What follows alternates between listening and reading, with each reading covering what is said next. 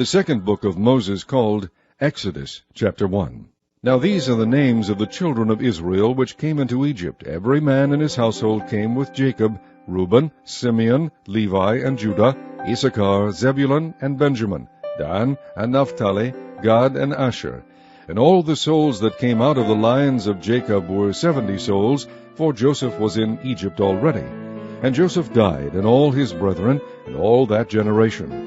And the children of Israel were fruitful, and increased abundantly, and multiplied, and waxed exceedingly mighty, and the land was filled with them. Now there arose up a new king over Egypt, which knew not Joseph. And he said unto his people, Behold, the people of the children of Israel are more and mightier than we.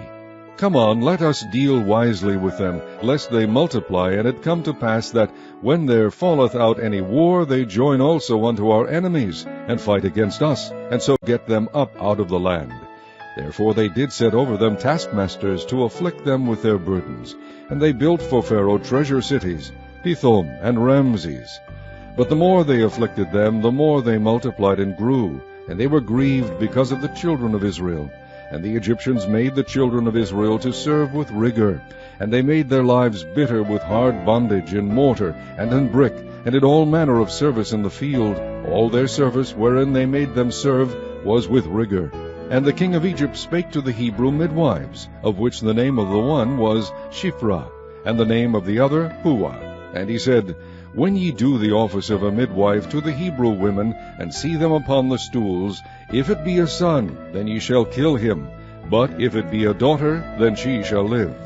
But the midwives feared God, and did not as the king of Egypt commanded them, but saved the men children alive. And the king of Egypt called for the midwives, and said unto them, Why have ye done this thing, and have saved the men children alive? And the midwives said unto Pharaoh, Because the Hebrew women are not as the Egyptian women, for they are lively, and are delivered ere the midwives come in unto them. Therefore God dealt well with the midwives, and the people multiplied, and waxed very mighty. And it came to pass, because the midwives feared God, that he made them houses. And Pharaoh charged all his people, saying, Every son that is born ye shall cast into the river, and every daughter ye shall save alive. Chapter 2. And there went a man of the house of Levi, and took to wife a daughter of Levi. And the woman conceived, and bare a son. And when she saw him that he was a goodly child, she hid him 3 months. And when she could not longer hide him, she took for him an ark of bulrushes, and daubed it with slime, and with pitch, and put the child therein. And she laid it in the flags by the river's brink. And his sister stood afar off, to wit what would be done to him. And the daughter of Pharaoh came down to wash herself at the river, and her maidens walked along by the river's side. And when she saw the ark among the flags, she sent her maid to fetch it. And when she had opened it, she saw the child, and behold, the babe wept. And she had compassion on him, and said, This is one of the Hebrews' children. Then said his sister to Pharaoh's daughter, Shall I go and call to thee a nurse of the Hebrew women, that she may nurse the child for thee? And Pharaoh's daughter said to her, Go. And the maid went and called the child's mother. And Pharaoh's daughter said unto her, Take this child away, and nurse it for me, and I will give thee thy wages. And the woman took the child, and nursed it. And the child grew, and she brought him unto Pharaoh's daughter, and he became her son. And she called his name Moses. And she said, Because I drew him out of the water. And it came to pass in those days, when Moses was grown, that he went out unto his brethren, and looked on their burdens, and he spied an Egyptian smiting an Hebrew, one of his brethren. And he looked this way and that way, and when he saw that there was no man, he slew the Egyptian, and hid him in the sand. And when he went out the second day, behold, 2 men of the Hebrews strove together. And he said to him that did the wrong, Wherefore smitest thou thy fellow? And he said, Who made thee a prince and a judge over us? Intendest thou to kill me, as thou killest the Egyptian? And Moses feared, and said, Surely this thing is known. Now when Pharaoh heard this thing, he sought to slay Moses. But Moses fled from the face of Pharaoh, and dwelt in the land of Midian. And he sat down by a well. Now the priest of Midian had 7 daughters, and they came and drew water, and filled the troughs to water their father's flock. And the shepherds came and drove them away, but Moses stood up and helped them, and watered their flock. And when they came to Reuel their father, he said, How is it that ye are come so soon today? And they said, An Egyptian delivered us out of the hand of the shepherds, and also drew water enough for us, and watered the flock. And he said unto his daughters, And where is he? Why is it that ye have left the man? Call him, that he may eat bread. And Moses was content to dwell with the man. And he gave Moses Zipporah his daughter, and she bare him a son, and he called his name Gershom, for he said, I have been a stranger in a strange land. And it came to pass in process of time that the king of Egypt died, and the children of Israel sighted by reason of the bondage, and they cried, and their cry came up unto God by reason of the bondage. And God heard their groaning, and God remembered his covenant with Abraham, with Isaac, and with Jacob. And God looked upon the children of Israel, and God had respect unto them. Chapter 3. Now Moses kept the flock of Jethro his father-in-law, the priest of Midian, and he led the flock to the backside of the desert, and came to the mountain of God, even to Horeb. And the angel of the Lord appeared unto him in a flame of fire out of the midst of a bush. And he looked, and behold, the bush burned with fire, and the bush was not consumed. And Moses said, I will now turn aside, and see this great sight, why the bush is not burnt. And when the Lord saw that he turned aside to see, God called unto him out of the midst of the bush, and said, Moses, Moses. And he said, Here am I. And he said, Draw not nigh hither, put off thy shoes from off thy feet, for the place whereon thou standest is holy ground. Moreover he said, I am the God of thy father, the God of Abraham, the God of Isaac, and the God of Jacob. And Moses hid his face, for he was afraid to look upon God. And the Lord said, I have surely seen the affliction of my people which are in Egypt, and have heard their cry by reason of their taskmasters, for I know their sorrows. And I am come down to deliver them out of the hand of the Egyptians, and to bring them up out of that land unto a good land, and a large, unto a land flowing with milk and honey, unto the place of the Canaanites, and the Hittites, and the Amorites, and the Perizzites, and the Hivites, and the Jebusites. Now therefore, behold, the cry of the children of Israel is come unto me, and I have also seen the oppression wherewith the Egyptians oppress them. Come now therefore, and I will send thee unto Pharaoh, that thou mayest bring forth my people, the children of Israel, out of Egypt. And Moses said unto God, Who am I, that I should go unto Pharaoh, and that I should bring forth the children of Israel out of Egypt? And he said, Certainly I will be with thee, and this shall be a token unto thee, that I have sent thee. When thou hast brought forth the people out of Egypt, ye shall serve God upon this mountain. And Moses said unto God, Behold, when I come unto the children of Israel, and shall say unto them, The God of your fathers hath sent me unto you, and they shall say to me, What is his name? What shall I say unto them? And God said unto Moses, I am that I am. And he said, Thus shalt thou say unto the children of Israel, I am hath sent me unto you.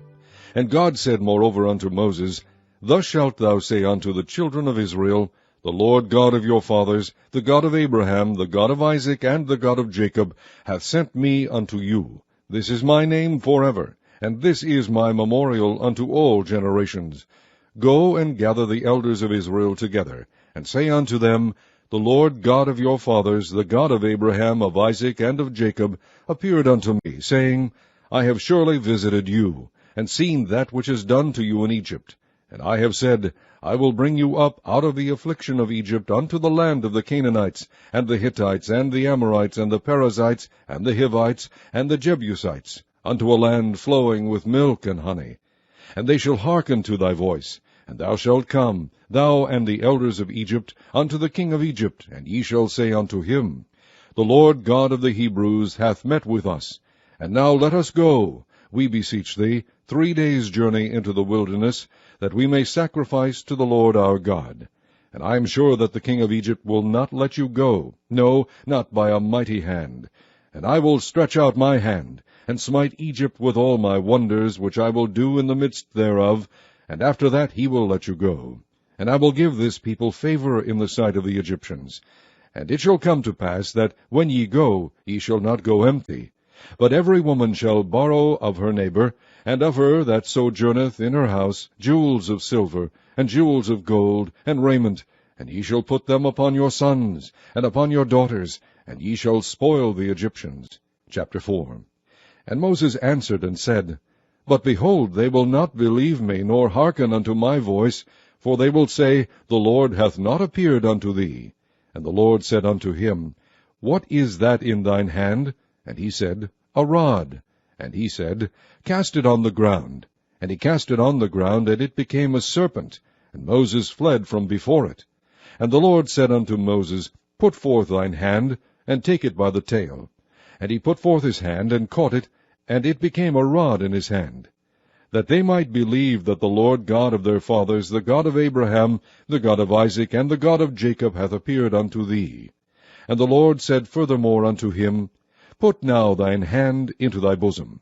And he put his hand into his bosom, and when he took it out, behold, his hand was leprous as snow. And he said, Put thine hand into thy bosom again. And he put his hand into his bosom again, and plucked it out of his bosom, and behold, it was turned again as his other flesh. And it shall come to pass, if they will not believe thee, neither hearken to the voice of the first sign, that they will believe the voice of the latter sign. And it shall come to pass, if they will not believe also these two signs, neither hearken unto thy voice, that thou shalt take of the water of the river, and pour it upon the dry land. And the water which thou takest out of the river shall become blood upon the dry land. And Moses said unto the Lord, O my Lord, I am not eloquent, neither heretofore, nor since thou hast spoken unto thy servant, but I am slow of speech, and of a slow tongue. And the Lord said unto him, Who hath made man's mouth? Or who maketh the dumb, or deaf, or the seeing, or the blind? Have not I, the Lord? Now therefore go, and I will be with thy mouth, and teach thee what thou shalt say. And he said, O my Lord, send, I pray thee, by the hand of him whom thou wilt send. And the anger of the Lord was kindled against Moses, and he said, Is not Aaron the Levite thy brother? I know that he can speak well. And also, behold, he cometh forth to meet thee, and when he seeth thee, he will be glad in his heart. And thou shalt speak unto him, and put words in his mouth. And I will be with thy mouth, and with his mouth, and will teach you what ye shall do. And he shall be thy spokesman unto the people, and he shall be, even he shall be to thee instead of a mouth, and thou shalt be to him instead of God. And thou shalt take this rod in thine hand, wherewith thou shalt do signs. And Moses went and returned to Jethro his father-in-law, and said unto him, Let me go, I pray thee, and return unto my brethren which are in Egypt, and see whether they be yet alive. And Jethro said to Moses, Go in peace. And the Lord said unto Moses in Midian, Go, return into Egypt, for all the men are dead which sought thy life. And Moses took his wife and his sons, and set them upon an ass, and he returned to the land of Egypt. And Moses took the rod of God in his hand. And the Lord said unto Moses, When thou goest to return into Egypt, see that thou do all those wonders before Pharaoh which I have put in thine hand. But I will harden his heart, that he shall not let the people go. And thou shalt say unto Pharaoh, Thus saith the Lord, Israel is my son, even my firstborn. And I say unto thee, Let my son go, that he may serve me. And if thou refuse to let him go, behold, I will slay thy son, even thy firstborn. And it came to pass by the way in the inn, that the Lord met him, and sought to kill him. Then Zipporah took a sharp stone, and cut off the foreskin of her son, and cast it at his feet, and said, Surely a bloody husband art thou to me. So he let him go. Then she said, A bloody husband thou art, because of the circumcision. And the Lord said to Aaron, Go into the wilderness to meet Moses. And he went and met him in the mount of God, and kissed him. Then Moses told Aaron all the words of the Lord who had sent him, and all the signs which he had commanded him. And Moses and Aaron went and gathered together all the elders of the children of Israel. And Aaron spake all the words which the Lord had spoken unto Moses, and did the signs in the sight of the people. And the people believed. And when they heard that the Lord had visited the children of Israel, and that he had looked upon their affliction, then they bowed their heads and worshipped. Chapter 5. And after Moses and Aaron went in and told Pharaoh, Thus saith the Lord God of Israel, Let my people go, that they may hold a feast unto me in the wilderness. And Pharaoh said, Who is the Lord, that I should obey his voice to let Israel go? I know not the Lord, neither will I let Israel go. And they said, The God of the Hebrews hath met with us. Let us go, we pray thee, 3 days' journey into the desert, and sacrifice unto the Lord our God, lest he fall upon us with pestilence or with the sword. And the king of Egypt said unto them, Wherefore do ye, Moses and Aaron, let the people from their works get you unto your burdens? And Pharaoh said, Behold, the people of the land now are many, and ye make them rest from their burdens. And Pharaoh commanded the same day the taskmasters of the people and their officers, saying, Ye shall no more give the people straw to make brick, as heretofore. Let them go and gather straw for themselves. And the tale of the bricks which they did make heretofore ye shall lay upon them. Ye shall not diminish aught thereof, for they be idle. Therefore they cry, saying, Let us go and sacrifice to our God. Let there be more work be laid upon the men, that they may labor therein, and let them not regard vain words. And the taskmasters of the people went out, and their officers, and they spake to the people, saying, Thus saith Pharaoh, I will not give you straw. Go ye, get you straw where ye can find it, yet not aught of your work shall be diminished. So the people were scattered abroad throughout the land of Egypt, to gather stubble instead of straw. And the taskmasters hasted them, saying, Fulfill your works, your daily tasks, as when there was straw. And the officers of the children of Israel, which Pharaoh's taskmasters had set over them, were beaten, and demanded, Wherefore have ye not fulfilled your task in making brick both yesterday and today, as heretofore?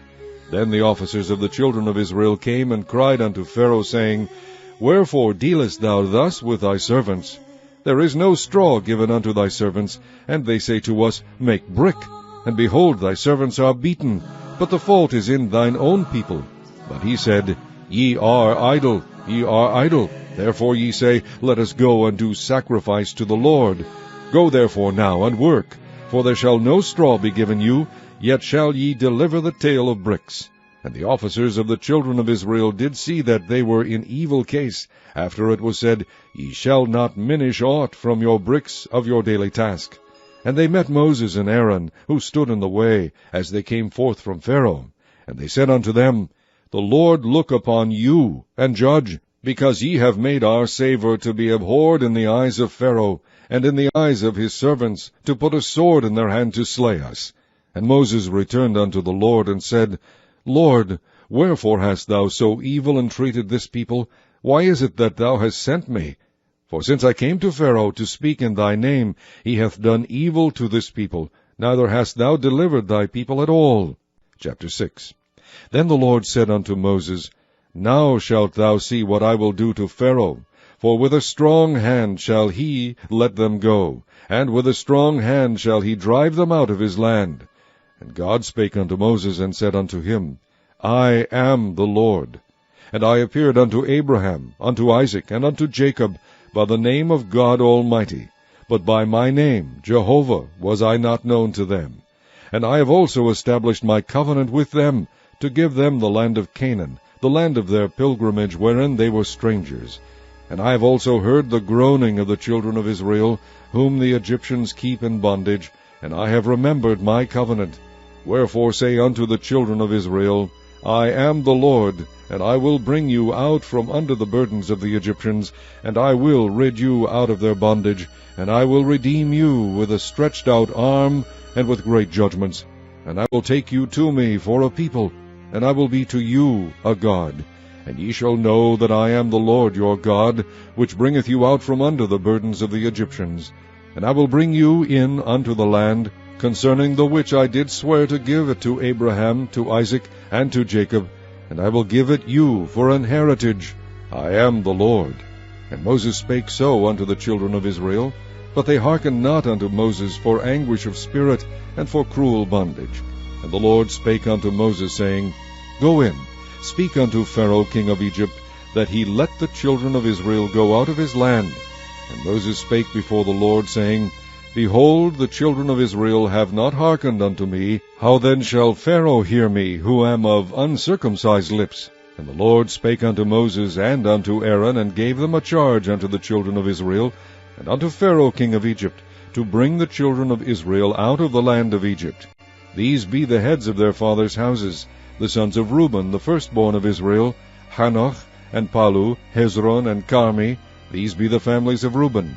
And the sons of Simeon, Jemuel, and Jamin, and Ohad, and Jachin, and Zohar, and Shaul, the son of a Canaanitish woman. These are the families of Simeon. And these are the names of the sons of Levi according to their generations, Gershon, and Kohath, and Merari. And the years of the life of Levi were 137 years.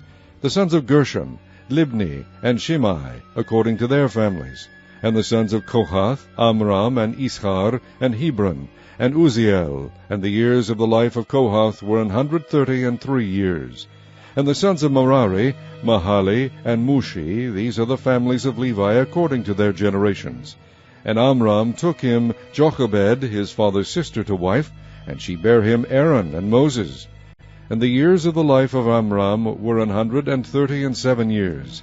And the sons of Ishar, Korah, and Nepheg, and Zichri. And the sons of Uzziel, Mishael, and Elzaphan, and Zithri. And Aaron took him Elisheba, daughter of Aminadab, sister of Naashon, to wife.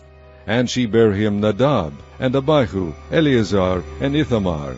And the sons of Korah, Asir, and Elkanah, and Abiasaph. These are the families of the Korhites. And Eleazar, Aaron's son, took him one of the daughters of Putiel to wife, and she bare him Phinehas. These are the heads of the fathers of the Levites according to their families. These are that Aaron and Moses, to whom the Lord said, Bring out the children of Israel from the land of Egypt according to their armies. These are they which spake to Pharaoh king of Egypt, to bring out the children of Israel from Egypt. These are that Moses and Aaron. And it came to pass on the day when the Lord spake unto Moses in the land of Egypt, that the Lord spake unto Moses, saying, I am the Lord. Speak thou unto Pharaoh king of Egypt all that I say unto thee. And Moses said before the Lord, Behold, I am of uncircumcised lips, and how shall Pharaoh hearken unto me? Chapter 7. And the Lord said unto Moses, See, I have made thee a god to Pharaoh, and Aaron thy brother shall be thy prophet. Thou shalt speak all that I command thee, and Aaron thy brother shall speak unto Pharaoh, that he send the children of Israel out of his land. And I will harden Pharaoh's heart, and multiply my signs and my wonders in the land of Egypt. But Pharaoh shall not hearken unto you, that I may lay my hand upon Egypt, and bring forth mine armies, and my people the children of Israel, out of the land of Egypt by great judgments. And the Egyptians shall know that I am the Lord, when I stretch forth mine hand upon Egypt, and bring out the children of Israel from among them. And Moses and Aaron did as the Lord commanded them, so did they. And Moses was 80 years old, and Aaron 83 years old, when they spake unto Pharaoh.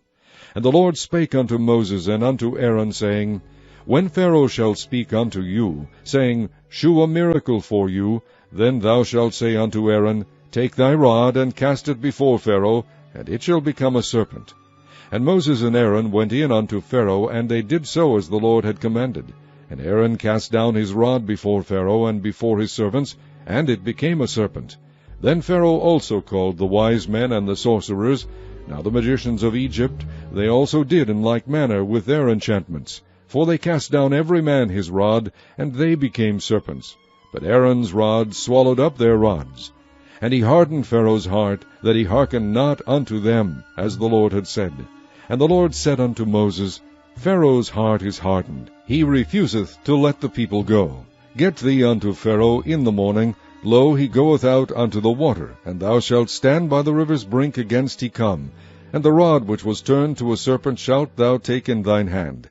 And thou shalt say unto him, The Lord God of the Hebrews hath sent me unto thee, saying, Let my people go, that they may serve me in the wilderness. And behold, hitherto thou wouldest not hear. Thus saith the Lord, In this thou shalt know that I am the Lord. Behold, I will smite with the rod that is in mine hand upon the waters which are in the river, and they shall be turned to blood. And the fish that is in the river shall die, and the river shall stink, and the Egyptians shall loathe to drink of the water of the river. And the Lord spake unto Moses, Say unto Aaron, Take thy rod, and stretch out thine hand upon the waters of Egypt, upon their streams, upon their rivers, and upon their ponds, and upon all their pools of water, that they may become blood, and that there may be blood throughout all the land of Egypt, both in vessels of wood and in vessels of stone. And Moses and Aaron did so, as the Lord commanded, and he lifted up the rod, and smote the waters that were in the river, in the sight of Pharaoh, and in the sight of his servants, and all the waters that were in the river were turned to blood. And the fish that was in the river died, and the river stank, and the Egyptians could not drink of the water of the river, and there was blood throughout all the land of Egypt. And the magicians of Egypt did so with their enchantments. And Pharaoh's heart was hardened, neither did he hearken unto them, as the Lord had said. And Pharaoh turned and went into his house, neither did he set his heart to this also. And all the Egyptians digged round about the river for water to drink, for they could not drink of the water of the river. And 7 days were fulfilled after that the Lord had smitten the river. Chapter 8. And the Lord spake unto Moses, Go unto Pharaoh, and say unto him, Thus saith the Lord, Let my people go, that they may serve me. And if thou refuse to let them go, behold, I will smite all thy borders with frogs. And the river shall bring forth frogs abundantly, which shall go up and come into thine house, and into thy bedchamber, and upon thy bed, and into the house of thy servants, and upon thy people, and into thine ovens, and into thy kneading troughs. And the frogs shall come up both on thee, and upon thy people, and upon all thy servants. And the Lord spake unto Moses, Say unto Aaron, Stretch forth thine hand with thy rod over the streams, over the rivers, and over the ponds, and cause frogs to come upon the land of Egypt. And Aaron stretched out his hand over the waters of Egypt, and the frogs came up, and covered the land of Egypt. And the magicians did so with their enchantments, and brought up frogs upon the land of Egypt. Then Pharaoh called for Moses and Aaron, and said, Entreat the Lord that he may take away the frogs from me, and from my people, and I will let the people go, that they may do sacrifice unto the Lord. And Moses said unto Pharaoh, Glory over me, when shall I entreat for thee, and for thy servants, and for thy people, to destroy the frogs from thee and thy houses, that they may remain in the river only? And he said, Tomorrow. And he said, Be it according to thy word, that thou mayest know that there is none like unto the Lord our God. And the frogs shall depart from thee, and from thy houses, and from thy servants, and from thy people. They shall remain in the river only. And Moses and Aaron went out from Pharaoh, and Moses cried unto the Lord because of the frogs which he had brought against Pharaoh. And the Lord did according to the word of Moses, and the frogs died out of the houses, out of the villages, and out of the fields. And they gathered them together upon heaps, and the land stank. But when Pharaoh saw that there was respite, he hardened his heart, and hearkened not unto them, as the Lord had said. And the Lord said unto Moses, Say unto Aaron, Stretch out thy rod, and smite the dust of the land, that it may become lice throughout all the land of Egypt. And they did so. For Aaron stretched out his hand with his rod, and smote the dust of the earth, and it became lice in man and in beast. All the dust of the land became lice throughout all the land of Egypt. And the magicians did so with their enchantments to bring forth lice, but they could not. So there were lice upon man and upon beast. Then the magicians said unto Pharaoh, This is the finger of God. And Pharaoh's heart was hardened, and he hearkened not unto them, as the Lord had said. And the Lord said unto Moses, Rise up early in the morning, and stand before Pharaoh. Lo, he cometh forth to the water, and say unto him, Thus saith the Lord, Let my people go, that they may serve me. Else if thou wilt not let my people go, behold, I will send swarms of flies upon thee, and upon thy servants, and upon thy people, and into thy houses, and the houses of the Egyptians shall be full of swarms of flies, and also the ground whereon they are. And I will sever in that day the land of Goshen, in which my people dwell, that no swarms of flies shall be there, to the end thou mayest know that I am the Lord in the midst of the earth. And I will put a division between my people and thy people. Tomorrow shall this sign be. And the Lord did so, and there came a grievous swarm of flies into the house of Pharaoh, and into his servants' houses, and into all the land of Egypt. The land was corrupted by reason of the swarm of flies. And Pharaoh called for Moses and for Aaron, and said, Go ye, sacrifice to your God in the land. And Moses said, It is not meet so to do, for we shall sacrifice the abomination of the Egyptians to the Lord our God. Lo, shall we sacrifice the abomination of the Egyptians before their eyes, and will they not stone us? We will go 3 days' journey into the wilderness, and sacrifice to the Lord our God, as he shall command us. And Pharaoh said, I will let you go, that ye may sacrifice to the Lord your God in the wilderness. Only ye shall not go very far away, entreat for me. And Moses said, Behold, I go out from thee, and I will entreat the Lord that the swarms of flies may depart from Pharaoh, from his servants, and from his people tomorrow. But let not Pharaoh deal deceitfully any more in not letting the people go to sacrifice to the Lord. And Moses went out from Pharaoh, and entreated the Lord.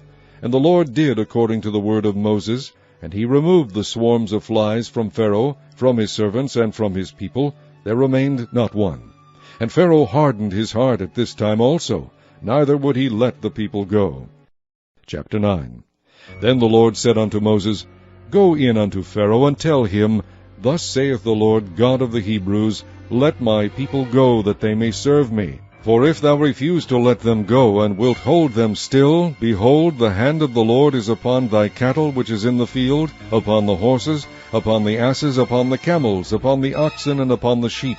There shall be a very grievous murrain. And the Lord shall sever between the cattle of Israel and the cattle of Egypt, and there shall nothing die of all that is the children's of Israel. And the Lord appointed a set time, saying, Tomorrow the Lord shall do this thing in the land.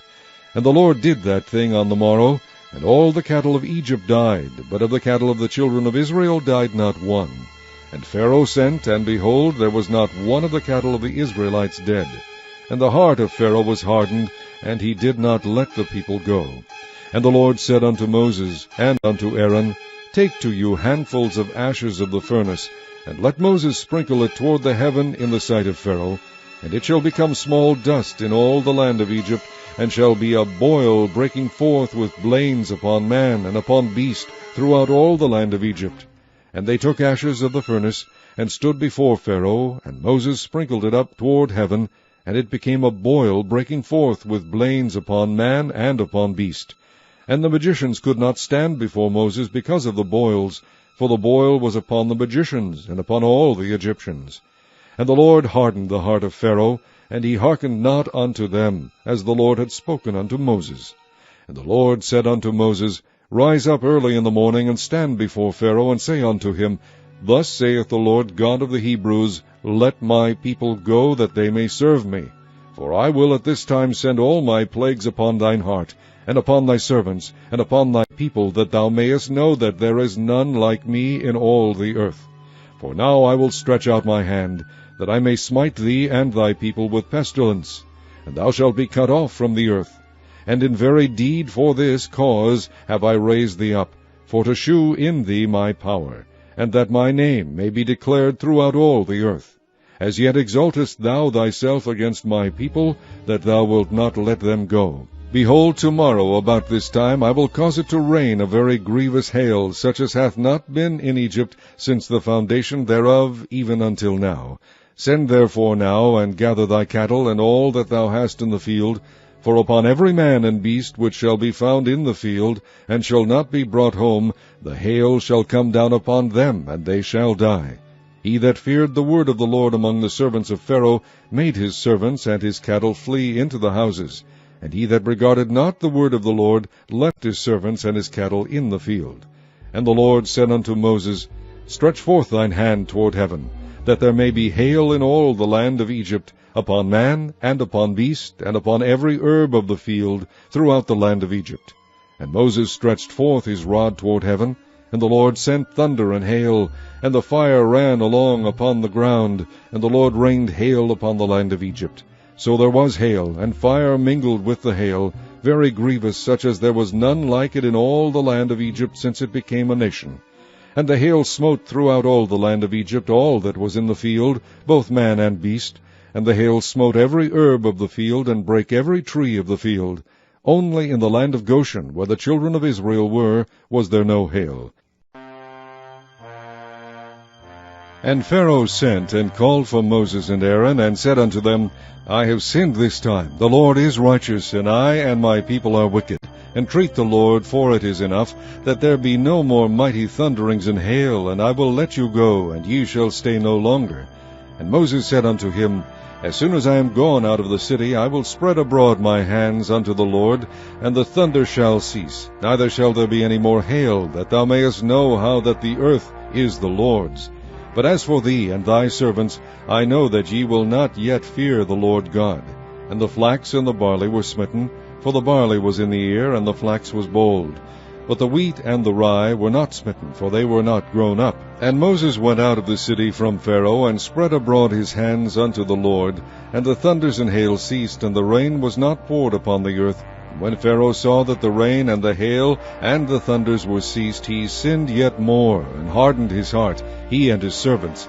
And the heart of Pharaoh was hardened, neither would he let the children of Israel go, as the Lord had spoken by Moses.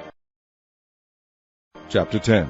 And the Lord said unto Moses, Go in unto Pharaoh, for I have hardened his heart, and the heart of his servants, that I might shew these my signs before him, and that thou mayest tell in the ears of thy son, and of thy son's sons, what things I have wrought in Egypt, and my signs which I have done among them, that ye may know how that I am the Lord.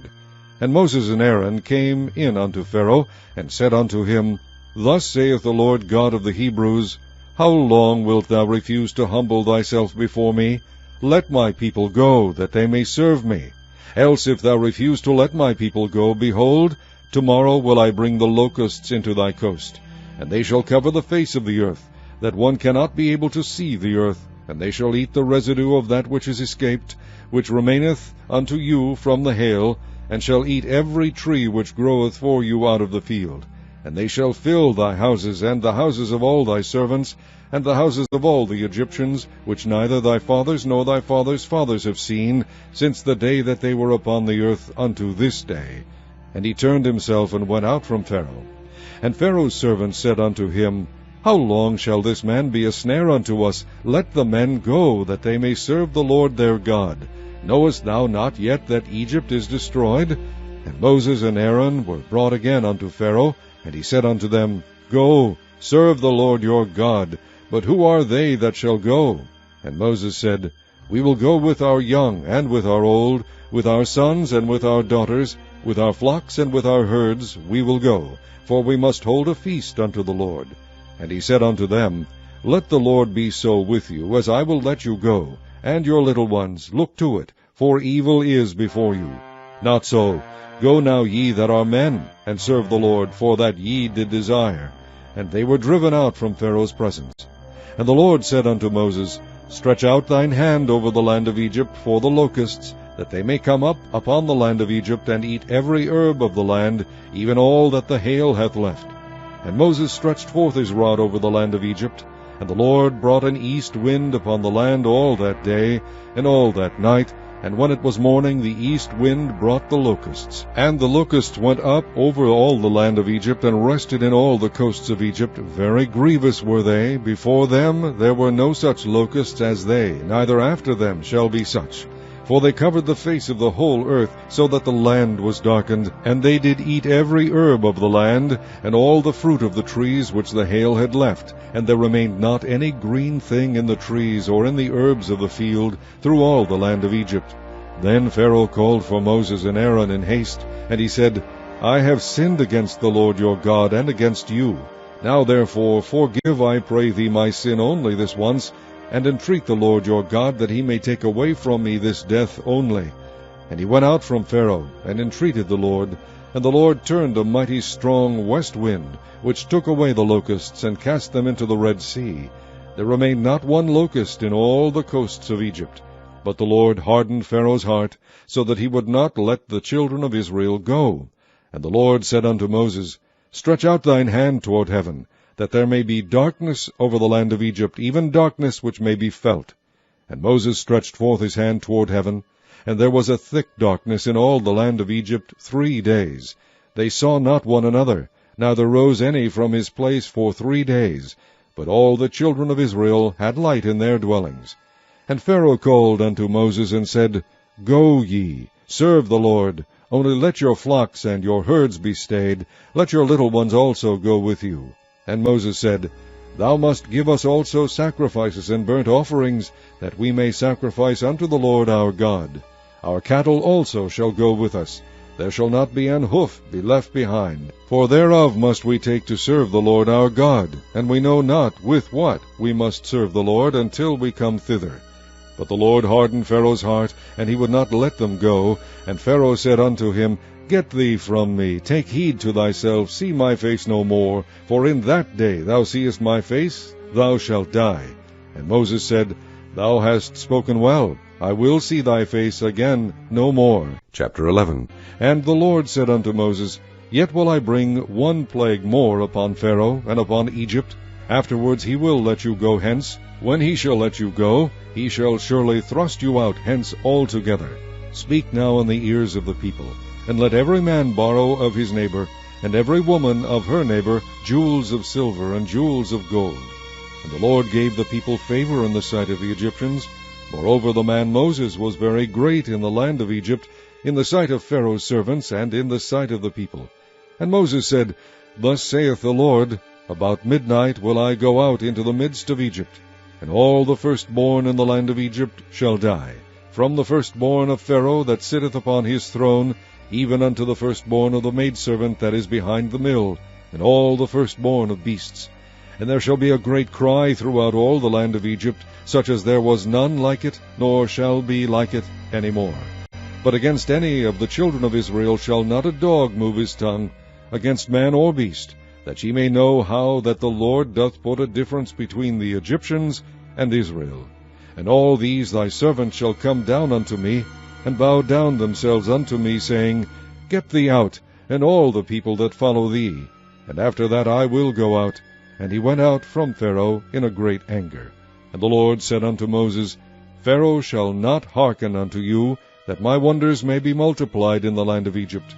And Moses and Aaron did all these wonders before Pharaoh, and the Lord hardened Pharaoh's heart, so that he would not let the children of Israel go out of his land. Chapter 12. And the Lord spake unto Moses and Aaron in the land of Egypt, saying, This month shall be unto you the beginning of months. It shall be the first month of the year to you. Speak ye unto all the congregation of Israel, saying, In the 10th day of this month they shall take to them every man a lamb, according to the house of their fathers, a lamb for an house. And if the household be too little for the lamb, let him and his neighbor next unto his house take it according to the number of the souls. Every man according to his eating shall make your count for the lamb. Your lamb shall be without blemish. A male of the first year, ye shall take it out from the sheep, or from the goats, and ye shall keep it up until the 14th day of the same month. And the whole assembly of the congregation of Israel shall kill it in the evening. And they shall take of the blood, and strike it on the 2 side posts, and on the upper door post of the houses wherein they shall eat it. And they shall eat the flesh in that night, roast with fire, and unleavened bread, and with bitter herbs they shall eat it. Eat not of it raw, nor sodden at all with water, but roast with fire, his head with his legs, and with the purtenance thereof. And ye shall let nothing of it remain until the morning, and that which remaineth of it until the morning ye shall burn with fire. And thus shall ye eat of it, with your loins girded, your shoes on your feet, and your staff in your hand, and ye shall eat it in haste. It is the Lord's Passover, for I will pass through the land of Egypt this night, and will smite all the firstborn in the land of Egypt, both man and beast, and against all the gods of Egypt I will execute judgment. I am the Lord. And the blood shall be to you for a token upon the houses where ye are. And when I see the blood I will pass over you, and the plague shall not be upon you to destroy you, when I smite the land of Egypt. And this day shall be unto you for a memorial, and ye shall keep it a feast to the Lord throughout your generations. Ye shall keep it a feast by an ordinance forever. 7 days shall ye eat unleavened bread. Even the first day ye shall put away leaven out of your houses. For whosoever eateth leavened bread from the first day until the 7th day, that soul shall be cut off from Israel. And in the first day there shall be an holy convocation, and in the 7th day there shall be an holy convocation to you. No manner of work shall be done in them, save that which every man must eat, that only may be done of you. And ye shall observe the feast of unleavened bread, for in this selfsame day have I brought your armies out of the land of Egypt. Therefore shall ye observe this day in your generations by an ordinance forever. In the 1st month, on the 14th day of the month at even, ye shall eat unleavened bread, until the 21st day of the month at even. 7 days shall there be no leaven found in your houses. For whosoever eateth that which is leavened, even that soul shall be cut off from the congregation of Israel, whether he be a stranger or born in the land. Ye shall eat nothing leavened. In all your habitations shall ye eat unleavened bread. Then Moses called for all the elders of Israel, and said unto them, Draw out, and take you a lamb according to your families, and kill the Passover. And ye shall take a bunch of hyssop, and dip it in the blood that is in the basin, and strike the lintel and the 2 side posts with the blood that is in the basin. And none of you shall go out at the door of his house until the morning. For the Lord will pass through to smite the Egyptians. And when he seeth the blood upon the lintel, and on the 2 side posts, the Lord will pass over the door, and will not suffer the destroyer to come in unto your houses to smite you. And ye shall observe this thing for an ordinance to thee and to thy sons forever. And it shall come to pass, when ye be come to the land which the Lord will give you, according as he hath promised, that ye shall keep this service. And it shall come to pass, when your children shall say unto you, What mean ye by this service? That ye shall say, It is the sacrifice of the Lord's Passover, who passed over the houses of the children of Israel in Egypt, when he smote the Egyptians and delivered our houses. And the people bowed the head and worshipped. And the children of Israel went away and did as the Lord had commanded Moses and Aaron, so did they. And it came to pass, that at midnight the Lord smote all the firstborn in the land of Egypt, from the firstborn of Pharaoh that sat on his throne, unto the firstborn of the captive that was in the dungeon, and all the firstborn of cattle.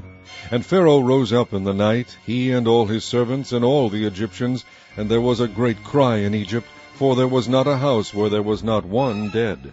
And he called for Moses and Aaron by night, and said, Rise up, and get you forth from among my people, both ye and the children of Israel, and go, serve the Lord, as ye have said. Also take your flocks and your herds, as ye have said, and be gone, and bless me also.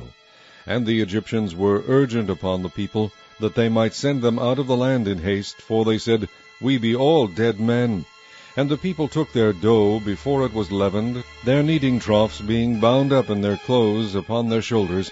And the children of Israel did according to the word of Moses, and they borrowed of the Egyptians jewels of silver, and jewels of gold, and raiment. And the Lord gave the people favor in the sight of the Egyptians, so that they lent unto them such things as they required. And they spoiled the Egyptians. And the children of Israel journeyed from Ramses to Succoth, about 600,000 on foot that were men, beside children. And a mixed multitude went up also with them, and flocks and herds, even very much cattle. And they baked unleavened cakes of the dough which they brought forth out of Egypt, for it was not leavened, because they were thrust out of Egypt, and could not tarry, neither had they prepared for themselves any victual. Now the sojourning of the children of Israel who dwelt in Egypt was 430 years. And it came to pass at the end of the 430 years, even the selfsame day it came to pass, that all the hosts of the Lord went out from the land of Egypt. It is a night to be much observed unto the Lord for bringing them out from the land of Egypt. This is that night of the Lord to be observed of all the children of Israel in their generations. And the Lord said unto Moses and Aaron, This is the ordinance of the Passover. There shall no stranger eat thereof, but every man's servant that is bought for money, when thou hast circumcised him, then shall he eat thereof. A foreigner and an hired servant shall not eat thereof. In one house shall it be eaten. Thou shalt not carry forth aught of the flesh abroad out of the house, neither shall ye break a bone thereof. All the congregation of Israel shall keep it.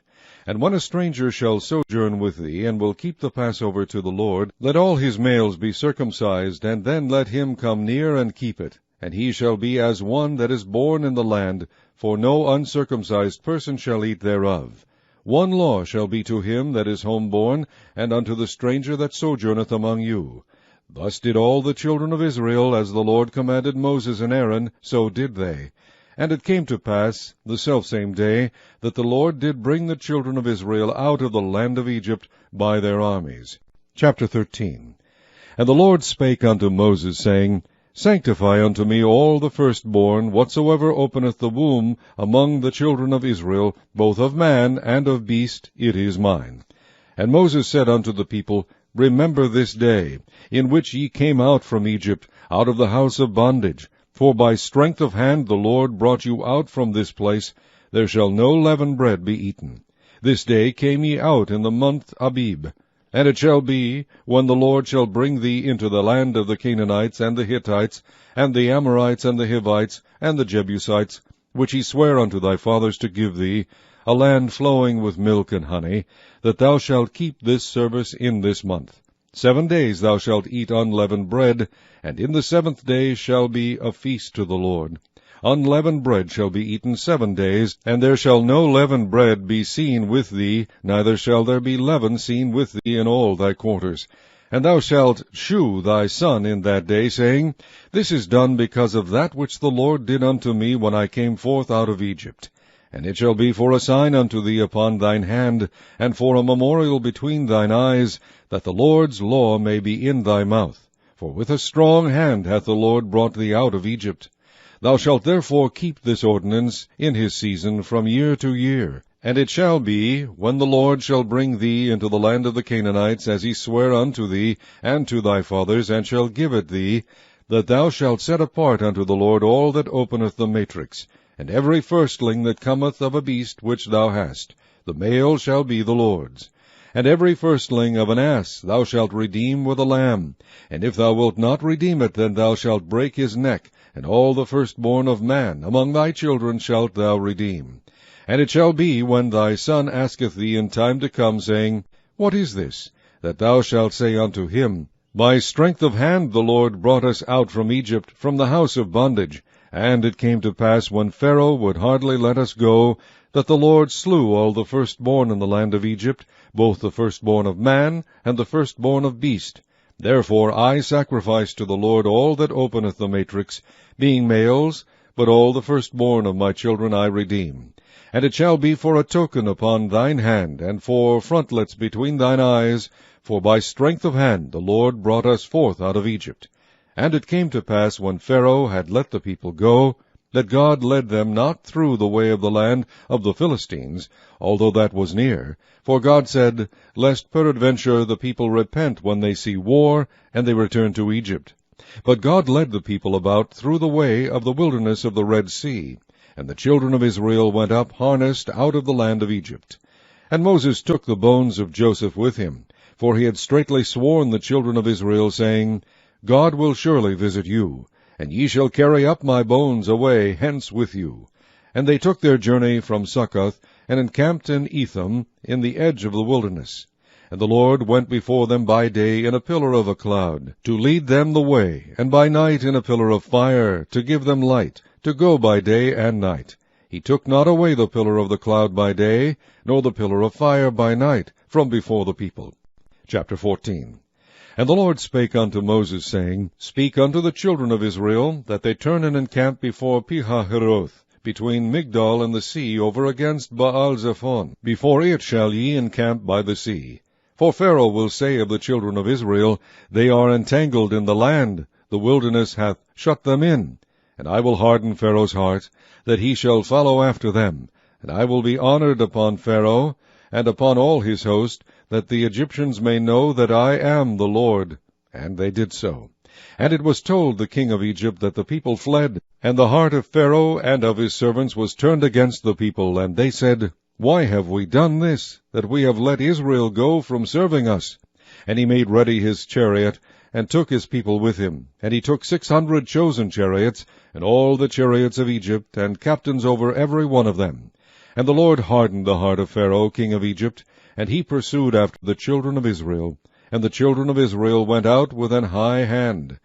But the Egyptians pursued after them, all the horses and chariots of Pharaoh, and his horsemen, and his army, and overtook them, encamping by the sea, beside Pihahiroth, before Baal-zephon. And when Pharaoh drew nigh, the children of Israel lifted up their eyes, and behold, the Egyptians marched after them, and they were sore afraid. And the children of Israel cried out unto the Lord, and they said unto Moses, Because there were no graves in Egypt, hast thou taken us away to die in the wilderness? Wherefore hast thou dealt thus with us, to carry us forth out of Egypt?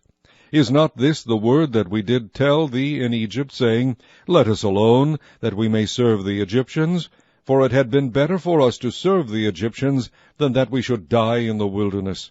And Moses said unto the people, Fear ye not, stand still, and see the salvation of the Lord, which he will shew to you today. For the Egyptians whom ye have seen today, ye shall see them again no more forever. The Lord shall fight for you, and ye shall hold your peace. And the Lord said unto Moses, Wherefore criest thou unto me? Speak unto the children of Israel that they go forward. But lift thou up thy rod, and stretch out thine hand over the sea, and divide it. And the children of Israel shall go on dry ground through the midst of the sea. And I, behold, I will harden the hearts of the Egyptians, and they shall follow them. And I will get me honor upon Pharaoh, and upon all his host, upon his chariots, and upon his horsemen. And the Egyptians shall know that I am the Lord, when I have gotten me honor upon Pharaoh, upon his chariots, and upon his horsemen. And the angel of God, which went before the camp of Israel, removed, and went behind them. And the pillar of the cloud went from before their face, and stood behind them. And it came between the camp of the Egyptians and the camp of Israel. And it was a cloud and darkness to them. But it gave light by night to these, so that the one came not near the other all the night. And Moses stretched out his hand over the sea, and the Lord caused the sea to go back by a strong east wind all that night, and made the sea dry land, and the waters were divided. And the children of Israel went into the midst of the sea upon the dry ground, and the waters were a wall unto them on their right hand and on their left. And the Egyptians pursued, and went in after them to the midst of the sea, even all Pharaoh's horses, his chariots, and his horsemen. And it came to pass that in the morning watch the Lord looked unto the host of the Egyptians through the pillar of fire and of the cloud, and troubled the host of the Egyptians, and took off their chariot wheels, that they drave them heavily, so that the Egyptians said, Let us flee from the face of Israel, for the Lord fighteth for them against the Egyptians. And the Lord said unto Moses, Stretch out thine hand over the sea, that the waters may come again upon the Egyptians, upon their chariots, and upon their horsemen. And Moses stretched forth his hand over the sea, and the sea returned to his strength when the morning appeared, and the Egyptians fled against it, and the Lord overthrew the Egyptians in the midst of the sea. And the waters returned, and covered the chariots and the horsemen, and all the host of Pharaoh that came into the sea after them. There remained not so much as one of them. But the children of Israel walked upon dry land in the midst of the sea, and the waters were a wall unto them on their right hand and on their left.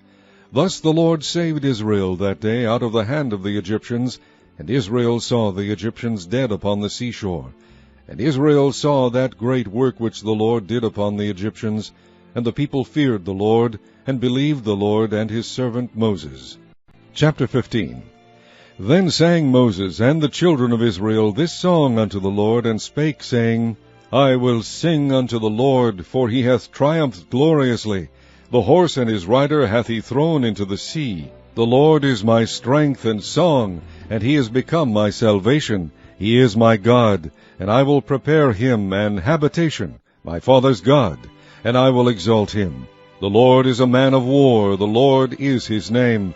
Pharaoh's chariots and his host hath he cast into the sea. His chosen captains also are drowned in the Red Sea. The depths have covered them. They sank into the bottom as a stone.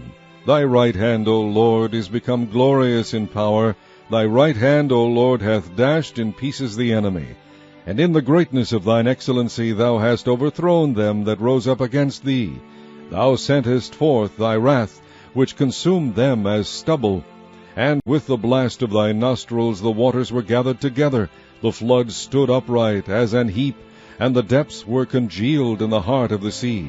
The enemy said, I will pursue, I will overtake, I will divide the spoil. My lust shall be satisfied upon them. I will draw my sword, my hand shall destroy them.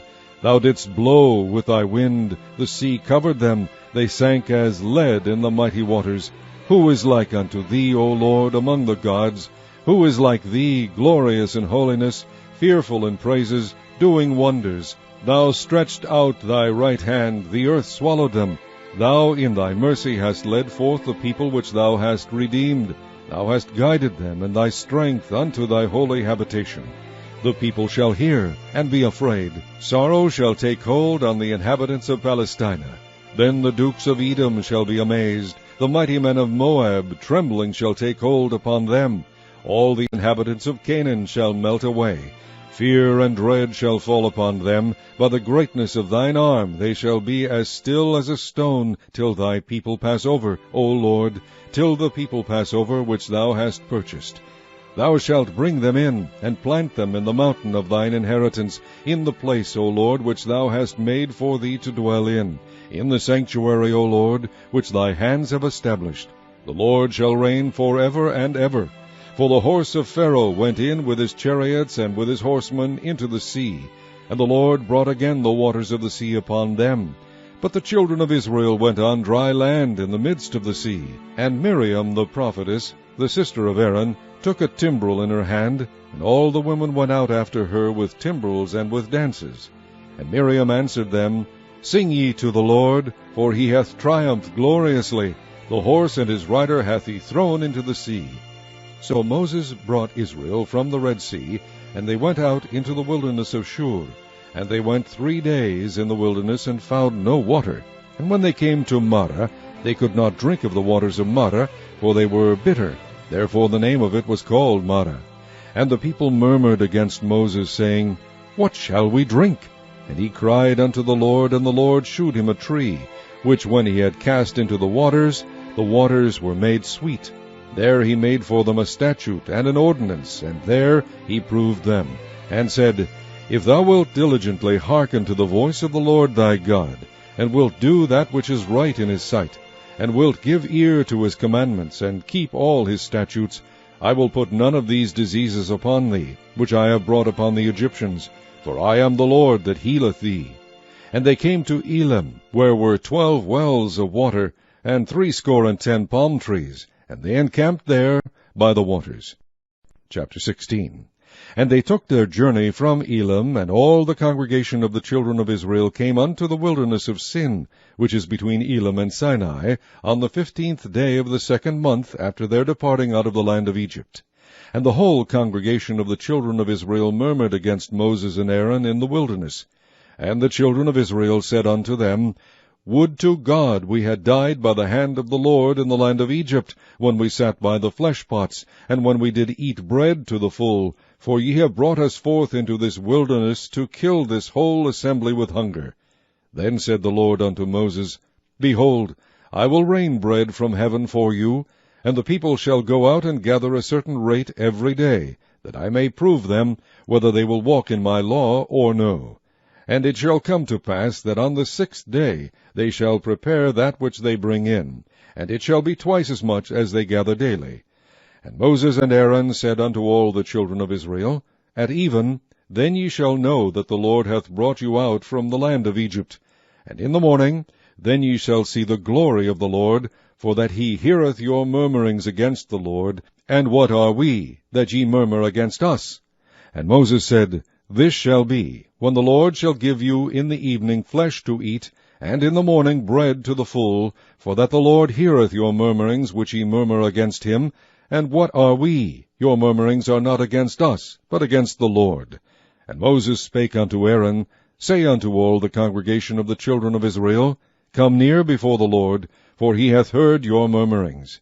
And it came to pass, as Aaron spake unto the whole congregation of the children of Israel, that they looked toward the wilderness, and behold, the glory of the Lord appeared in the cloud.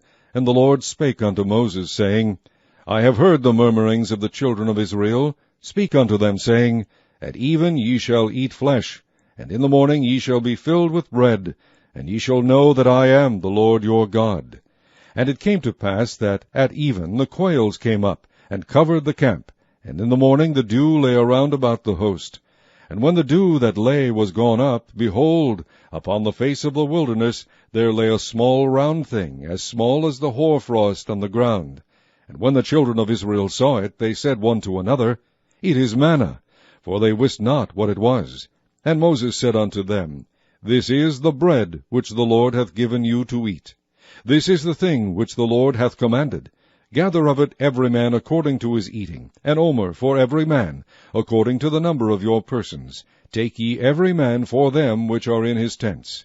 And the children of Israel did so, and gathered, some more, some less. And when they did meet it with an omer, he that gathered much had nothing over, and he that gathered little had no lack. They gathered every man according to his eating. And Moses said, Let no man leave of it till the morning. Notwithstanding they hearkened not unto Moses, but some of them left of it until the morning, and it bred worms and stank, and Moses was wroth with them. And they gathered it every morning, every man according to his eating, and when the sun waxed hot it melted. And it came to pass that on the 6th day they gathered twice as much bread, 2 omers, for one man. And all the rulers of the congregation came and told Moses. And he said unto them, This is that which the Lord hath said, Tomorrow is the rest of the holy Sabbath unto the Lord. Bake that which ye will bake today, and seethe that ye will seethe, and that which remaineth over lay up for you to be kept until the morning. And they laid it up till the morning, as Moses bade, and it did not stink, neither was there any worm therein. And Moses said, Eat that today, for today is a Sabbath unto the Lord. Today ye shall not find it in the field. 6 days ye shall gather it, but on the 7th day, which is the Sabbath, in it there shall be none. And it came to pass that there went out some of the people on the 7th day for to gather, and they found none.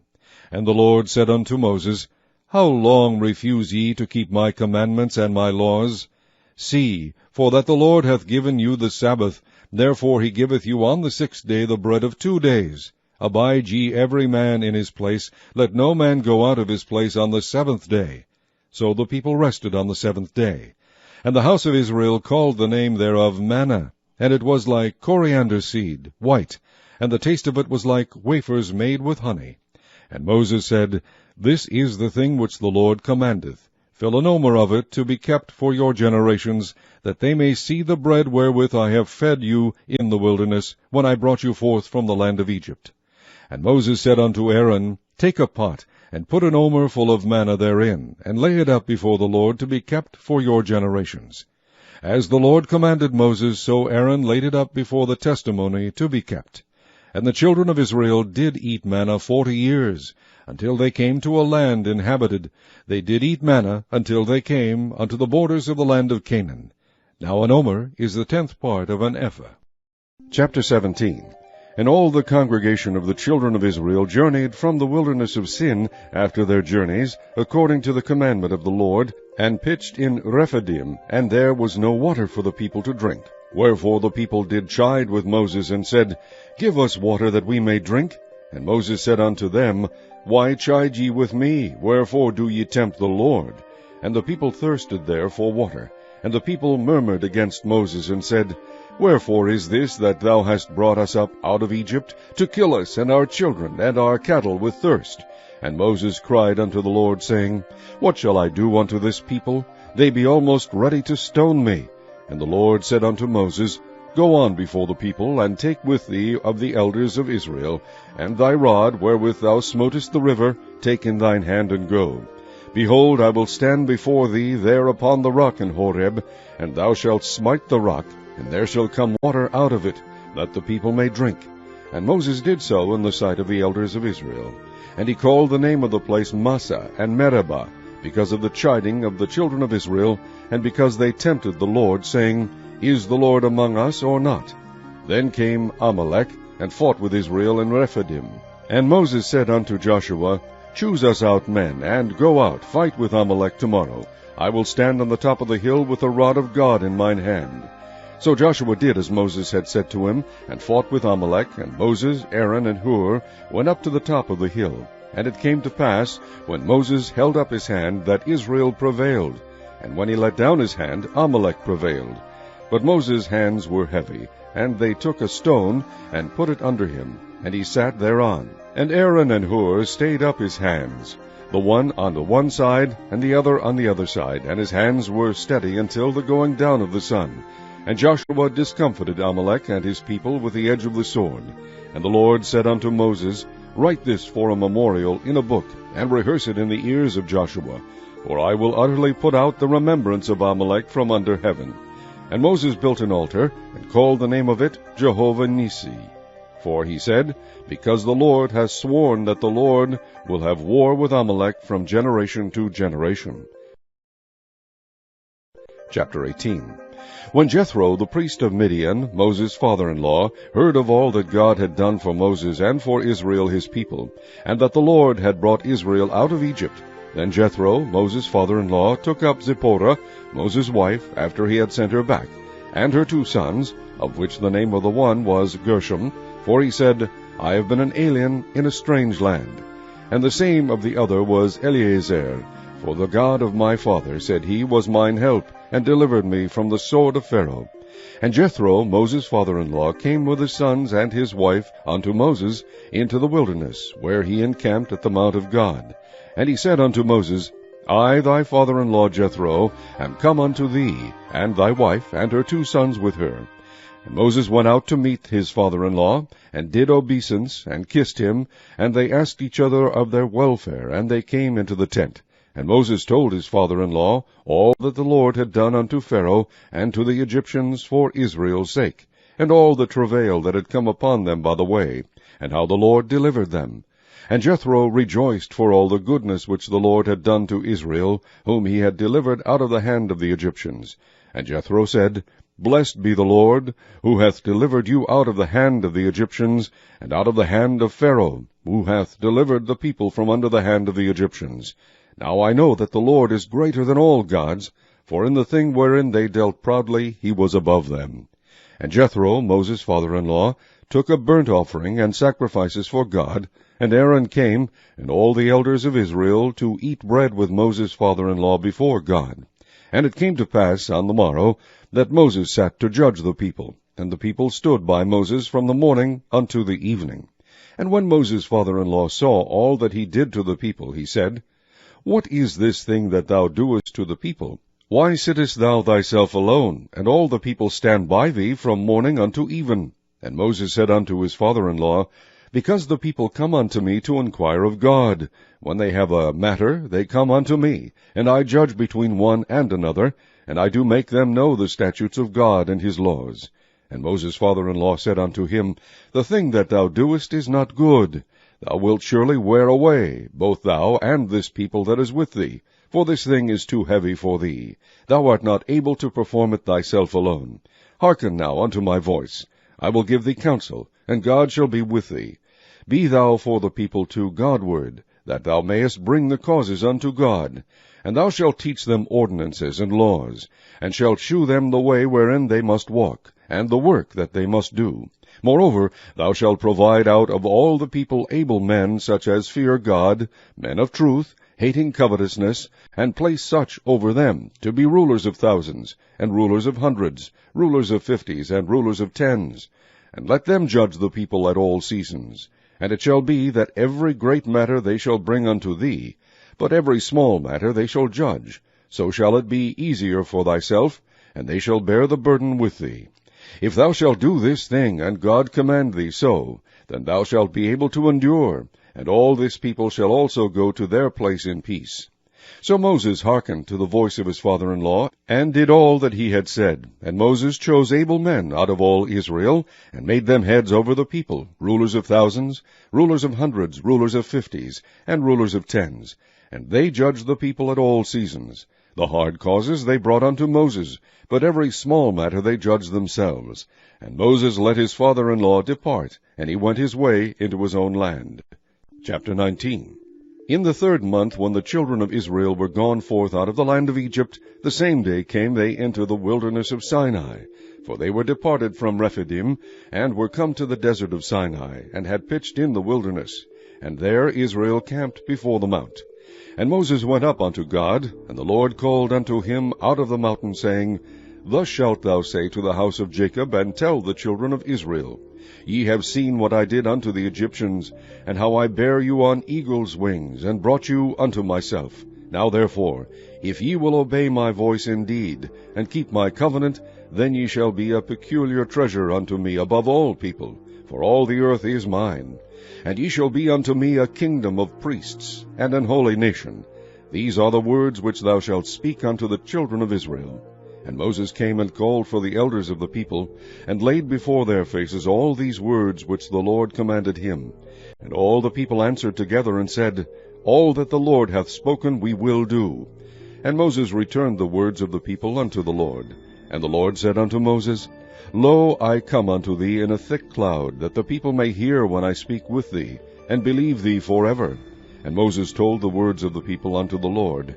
And the Lord said unto Moses, Go unto the people, and sanctify them today and tomorrow, and let them wash their clothes, and be ready against the third day. For the third day the Lord will come down in the sight of all the people upon Mount Sinai.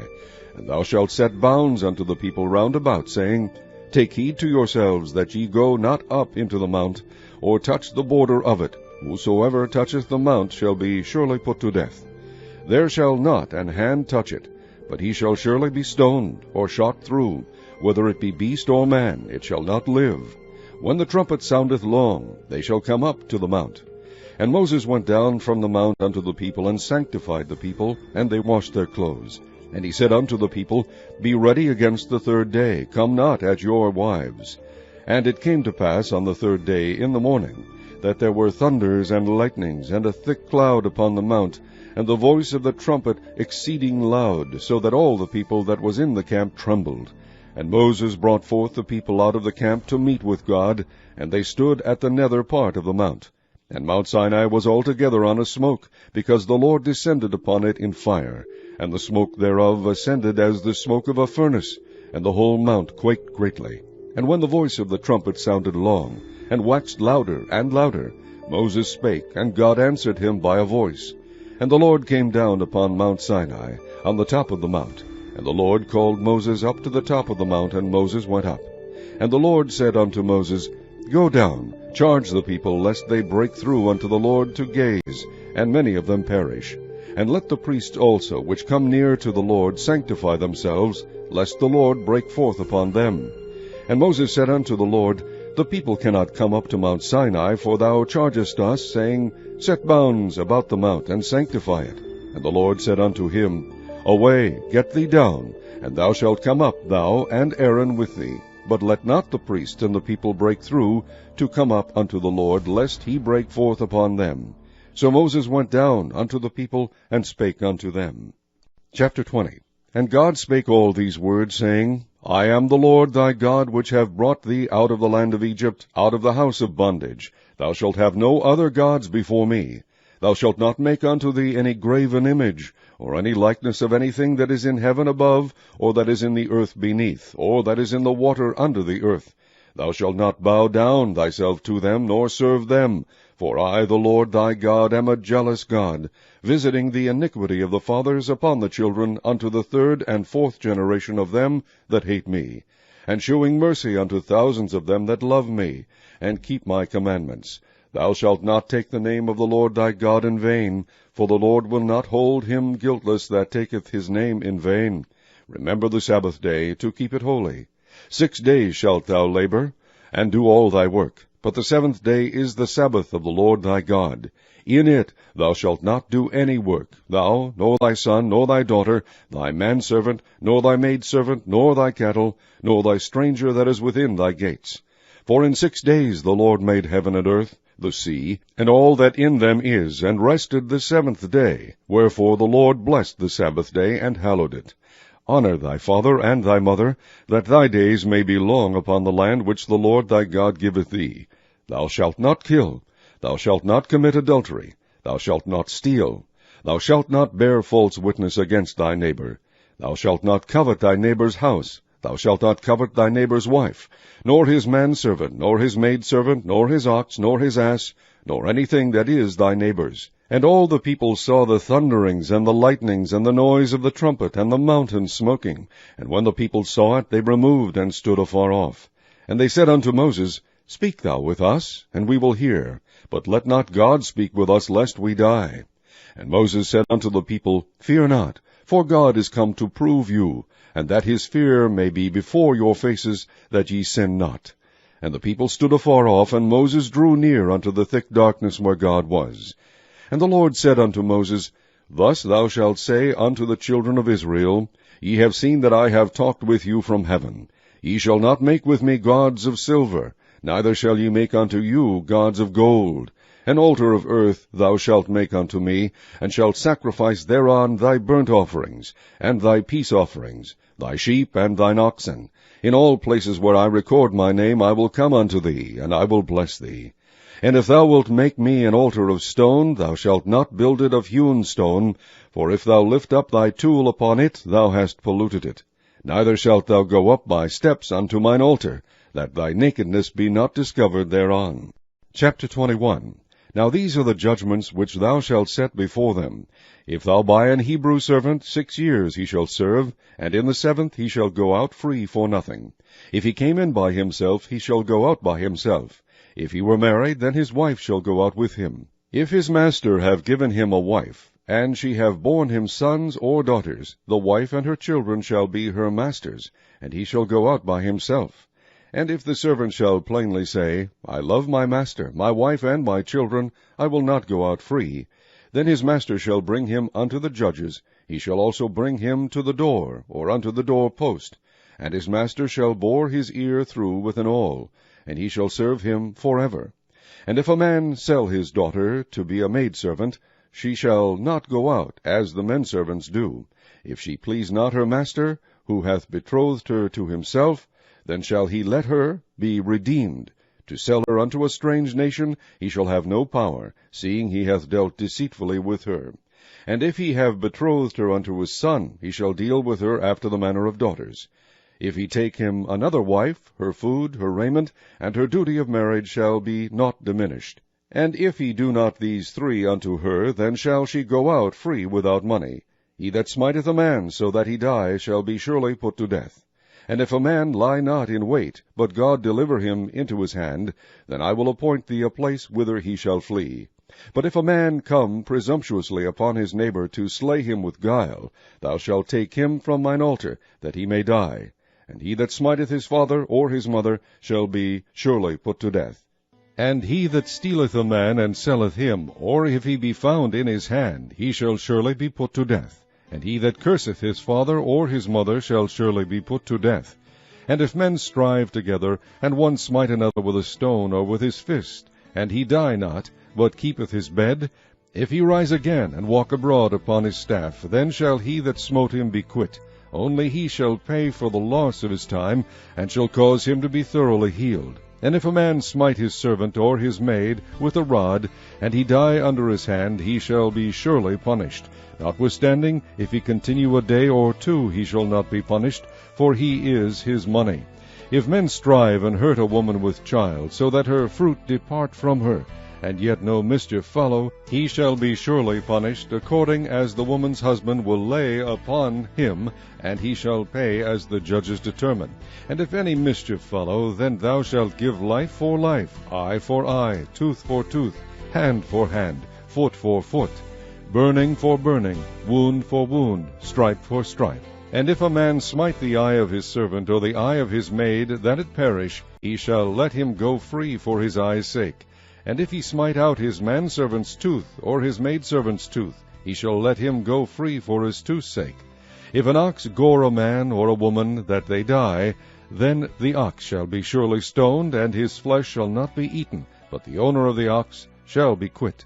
But if the ox were wont to push with his horn in time past, and it hath been testified to his owner, and he hath not kept him in, but that he hath killed a man or a woman, the ox shall be stoned, and his owner also shall be put to death.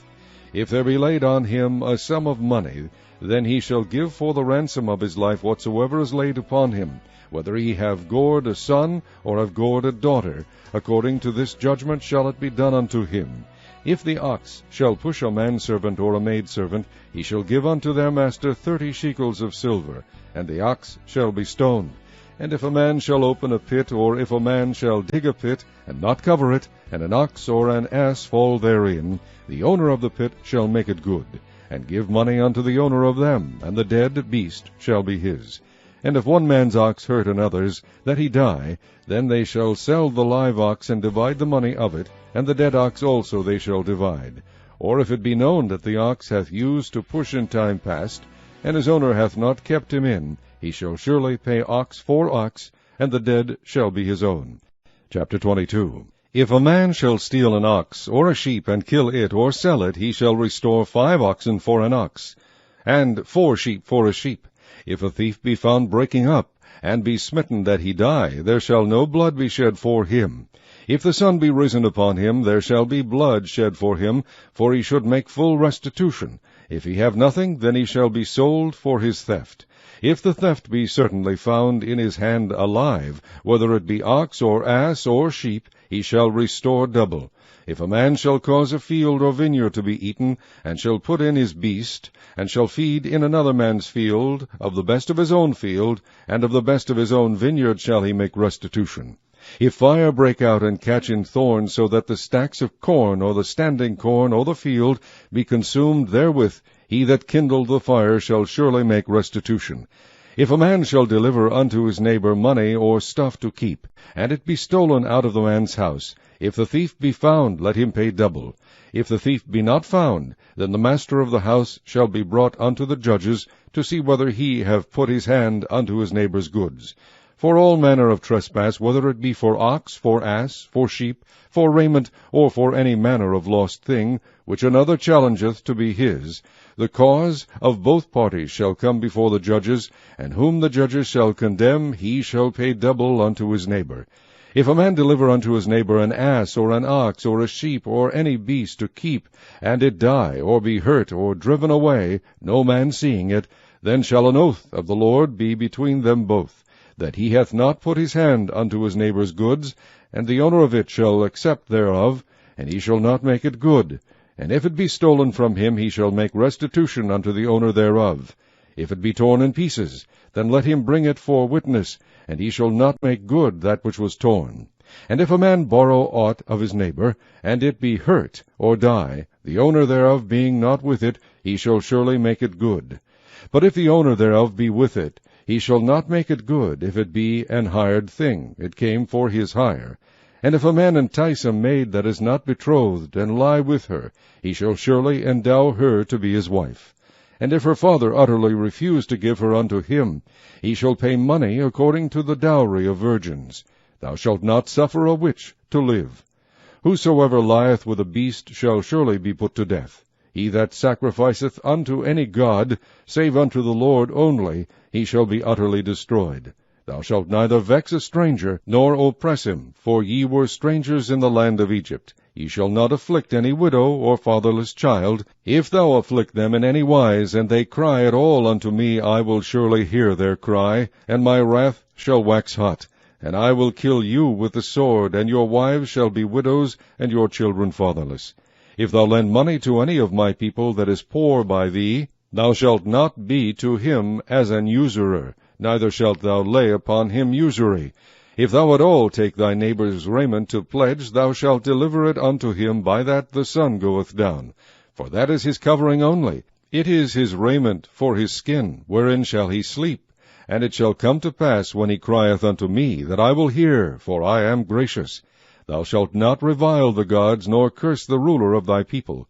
Thou shalt not delay to offer the first of thy ripe fruits, and of thy liquors, the firstborn of thy son shalt thou give unto me.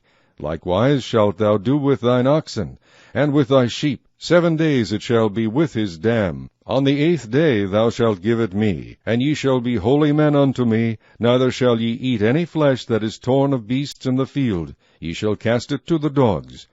Chapter 23. Thou shalt not raise a false report. Put not thine hand with the wicked to be an unrighteous witness. Thou shalt not follow a multitude to do evil, neither shalt thou speak in a cause to decline after many to wrest judgment. Neither shalt thou countenance a poor man in his cause. If thou meet thine enemy's ox or his ass going astray, thou shalt surely bring it back to him again. If thou see the ass of him that hateth thee lying under his burden, and wouldest forbear to help him, thou shalt surely help with him. Thou shalt not wrest the judgment of thy poor in his cause. Keep thee far from a false matter, and the innocent and righteous slay thou not, for I will not justify the wicked. And thou shalt take no gift, for the gift blindeth the wise, and perverteth the words of the righteous. Also thou shalt not oppress a stranger, for ye know the heart of a stranger, seeing ye were strangers in the land of Egypt. And 6 years thou shalt sow thy land, and shalt gather in the fruits thereof. But the 7th year thou shalt let it rest, and lie still, that the poor of thy people may eat, and what they leave the beasts of the field shall eat. In like manner thou shalt deal with thy vineyard, and with thy oliveyard. 6 days thou shalt do thy work, and on the 7th day thou shalt rest, that thine ox and thine ass may rest, and the son of thy handmaid, and the stranger may be refreshed. And in all things that I have said unto you be circumspect, and make no mention of the name of other gods, neither let it be heard out of thy mouth. 3 times thou shalt keep a feast unto me in the year. Thou shalt keep the feast of unleavened bread. Thou shalt eat unleavened bread 7 days, as I commanded thee, in the time appointed of the month Abib. For in it thou camest out from Egypt, and none shall appear before me empty. And the feast of harvest, the first fruits of thy labors, which thou hast sown in the field, and the feast of ingathering, which is in the end of the year, when thou hast gathered in thy labors out of the field. 3 times in the year all thy male shall appear before the Lord God. Thou shalt not offer the blood of my sacrifice with leavened bread, neither shall the fat of my sacrifice remain until the morning. The first of the firstfruits of thy land thou shalt bring into the house of the Lord thy God. Thou shalt not seethe a kid in his mother's milk. Behold, I send an angel before thee, to keep thee in the way, and to bring thee into the place which I have prepared. Beware of him, and obey his voice. Provoke him not, for he will not pardon your transgressions, for my name is in him.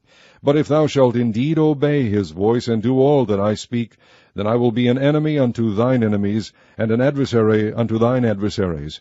For mine angel shall go before thee, and bring thee unto the Amorites, and the Hittites, and the Perizzites, and the Canaanites, the Hivites, and the Jebusites, and I will cut them off. Thou shalt not bow down to their gods, nor serve them, nor do after their works, but thou shalt utterly overthrow them, and quite break down their images. And ye shall serve the Lord your God, and he shall bless thy bread and thy water, and I will take sickness away from the midst of thee.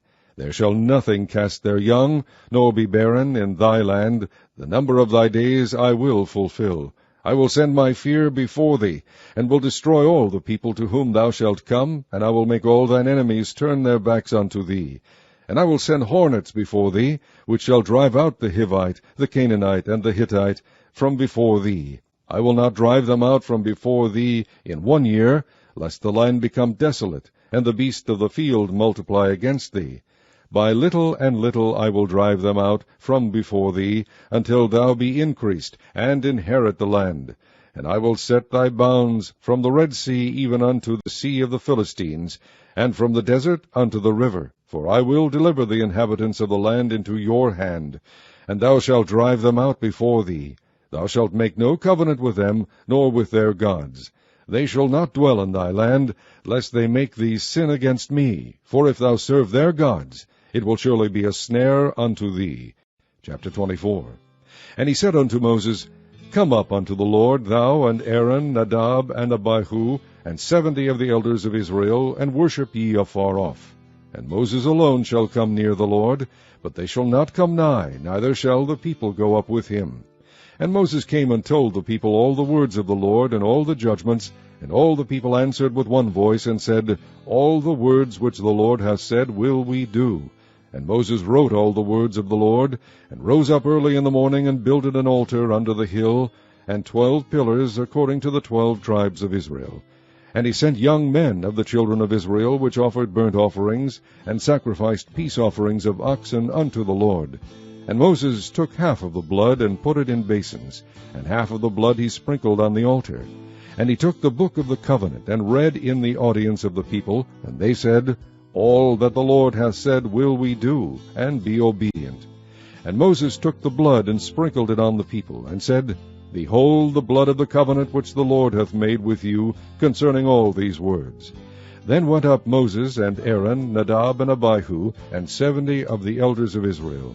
And they saw the God of Israel, and there was under his feet as it were a paved work of a sapphire stone, and as it were the body of heaven in his clearness. And upon the nobles of the children of Israel he laid not his hand. Also they saw God, and did eat and drink. And the Lord said unto Moses, Come up to me into the mount, and be there. And I will give thee tables of stone, and a law, and commandments which I have written, that thou mayest teach them. And Moses rose up, and his minister Joshua, and Moses went up into the mount of God. And he said unto the elders, Tarry ye here for us until we come again unto you. And behold, Aaron and Hur are with you. If any man have any matters to do, let him come unto them. And Moses went up into the mount, and a cloud covered the mount. And the glory of the Lord abode upon Mount Sinai, and the cloud covered it 6 days. And the 7th day he called unto Moses out of the midst of the cloud. And the sight of the glory of the Lord was like devouring fire on the top of the mount in the eyes of the children of Israel. And Moses went into the midst of the cloud, and gat him up into the mount. And Moses was in the mount 40 days and 40 nights. Chapter 25. And the Lord spake unto Moses, saying, Speak unto the children of Israel, that they bring me an offering. Of every man that giveth it willingly with his heart ye shall take my offering. And this is the offering which ye shall take of them, gold, and silver, and brass, and blue, and purple, and scarlet, and fine linen, and goat's hair, and ram skins dyed red, and badger skins, and shittim wood, oil for the light, spices for anointing oil, and for sweet incense, onyx stones, and stones to be set in the ephod and in the breastplate. And let them make me a sanctuary, that I may dwell among them. According to all that I shew thee, after the pattern of the tabernacle, and the pattern of all the instruments thereof, even so shall ye make it. And they shall make an ark of shittim wood, 2 cubits and a half shall be the length thereof, and 1 cubit and a half the breadth thereof, and 1 cubit and a half the height thereof. And thou shalt overlay it with pure gold, within and without shalt thou overlay it, and shalt make upon it a crown of gold round about. And thou shalt cast 4 rings of gold for it, and put them in the 4 corners thereof. And 2 rings shall be in the one side of it, and 2 rings in the other side of it. And thou shalt make staves of shittim wood, and overlay them with gold. And thou shalt put the staves into the rings by the sides of the ark, that the ark may be borne with them. The staves shall be in the rings of the ark, they shall not be taken from it. And thou shalt put into the ark the testimony which I shall give thee. And thou shalt make a mercy seat of pure gold. 2 cubits and a half shall be the length thereof, and 1 cubit and a half the breadth thereof. And thou shalt make 2 cherubims of gold, of beaten work shalt thou make them, in the 2 ends of the mercy seat. And make 1 cherub on the one end, and the other cherub on the other end. Even of the mercy seat shall ye make the cherubims on the 2 ends thereof. And the cherubims shall stretch forth their wings on high, covering the mercy seat with their wings. And their faces shall look one to another, toward the mercy seat shall the faces of the cherubims be. And thou shalt put the mercy seat above upon the ark.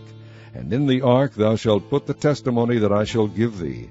And there I will meet with thee, and I will commune with thee from above the mercy seat, from between the 2 cherubims which are upon the ark of the testimony, of all things which I will give thee in commandment unto the children of Israel. Thou shalt also make a table of shittim wood. 2 cubits shall be the length thereof, and 1 cubit the breadth thereof, and 1 cubit and a half the height thereof. And thou shalt overlay it with pure gold, and make thereto a crown of gold round about. And thou shalt make unto it a border of an handbreadth round about. And thou shalt make a golden crown to the border thereof round about. And thou shalt make for it 4 rings of gold, and put the rings in the 4 corners that are on the 4 feet thereof. Over against the border shall the rings be for places of the staves to bear the table. And thou shalt make the staves of shittim wood, and overlay them with gold, that the table may be borne with them. And thou shalt make the dishes thereof, and spoons thereof, and covers thereof, and bowls thereof, to cover withal. Of pure gold shalt thou make them. And thou shalt set upon the table shewbread before me alway. And thou shalt make a candlestick of pure gold, of beaten work shall the candlestick be made. His shaft, and his branches, his bowls, his knobs, and his flowers shall be of the same. And 6 branches shall come out of the sides of it, 3 branches of the candlestick out of the one side, and 3 branches of the candlestick out of the other side. 3 bowls made like unto almonds, with a knop and a flower in one branch, and 3 bowls made like almonds in the other branch, with a knop and a flower. So in the 6 branches that come out of the candlestick. And in the candlestick shall be 4 bowls made like unto almonds, with their knops and their flowers. And there shall be a knop under 2 branches of the same, and a knop under 2 branches of the same, and a knop under 2 branches of the same, according to the 6 branches that proceed out of the candlestick. Their knops and their branches shall be of the same. all it shall be one beaten work of pure gold.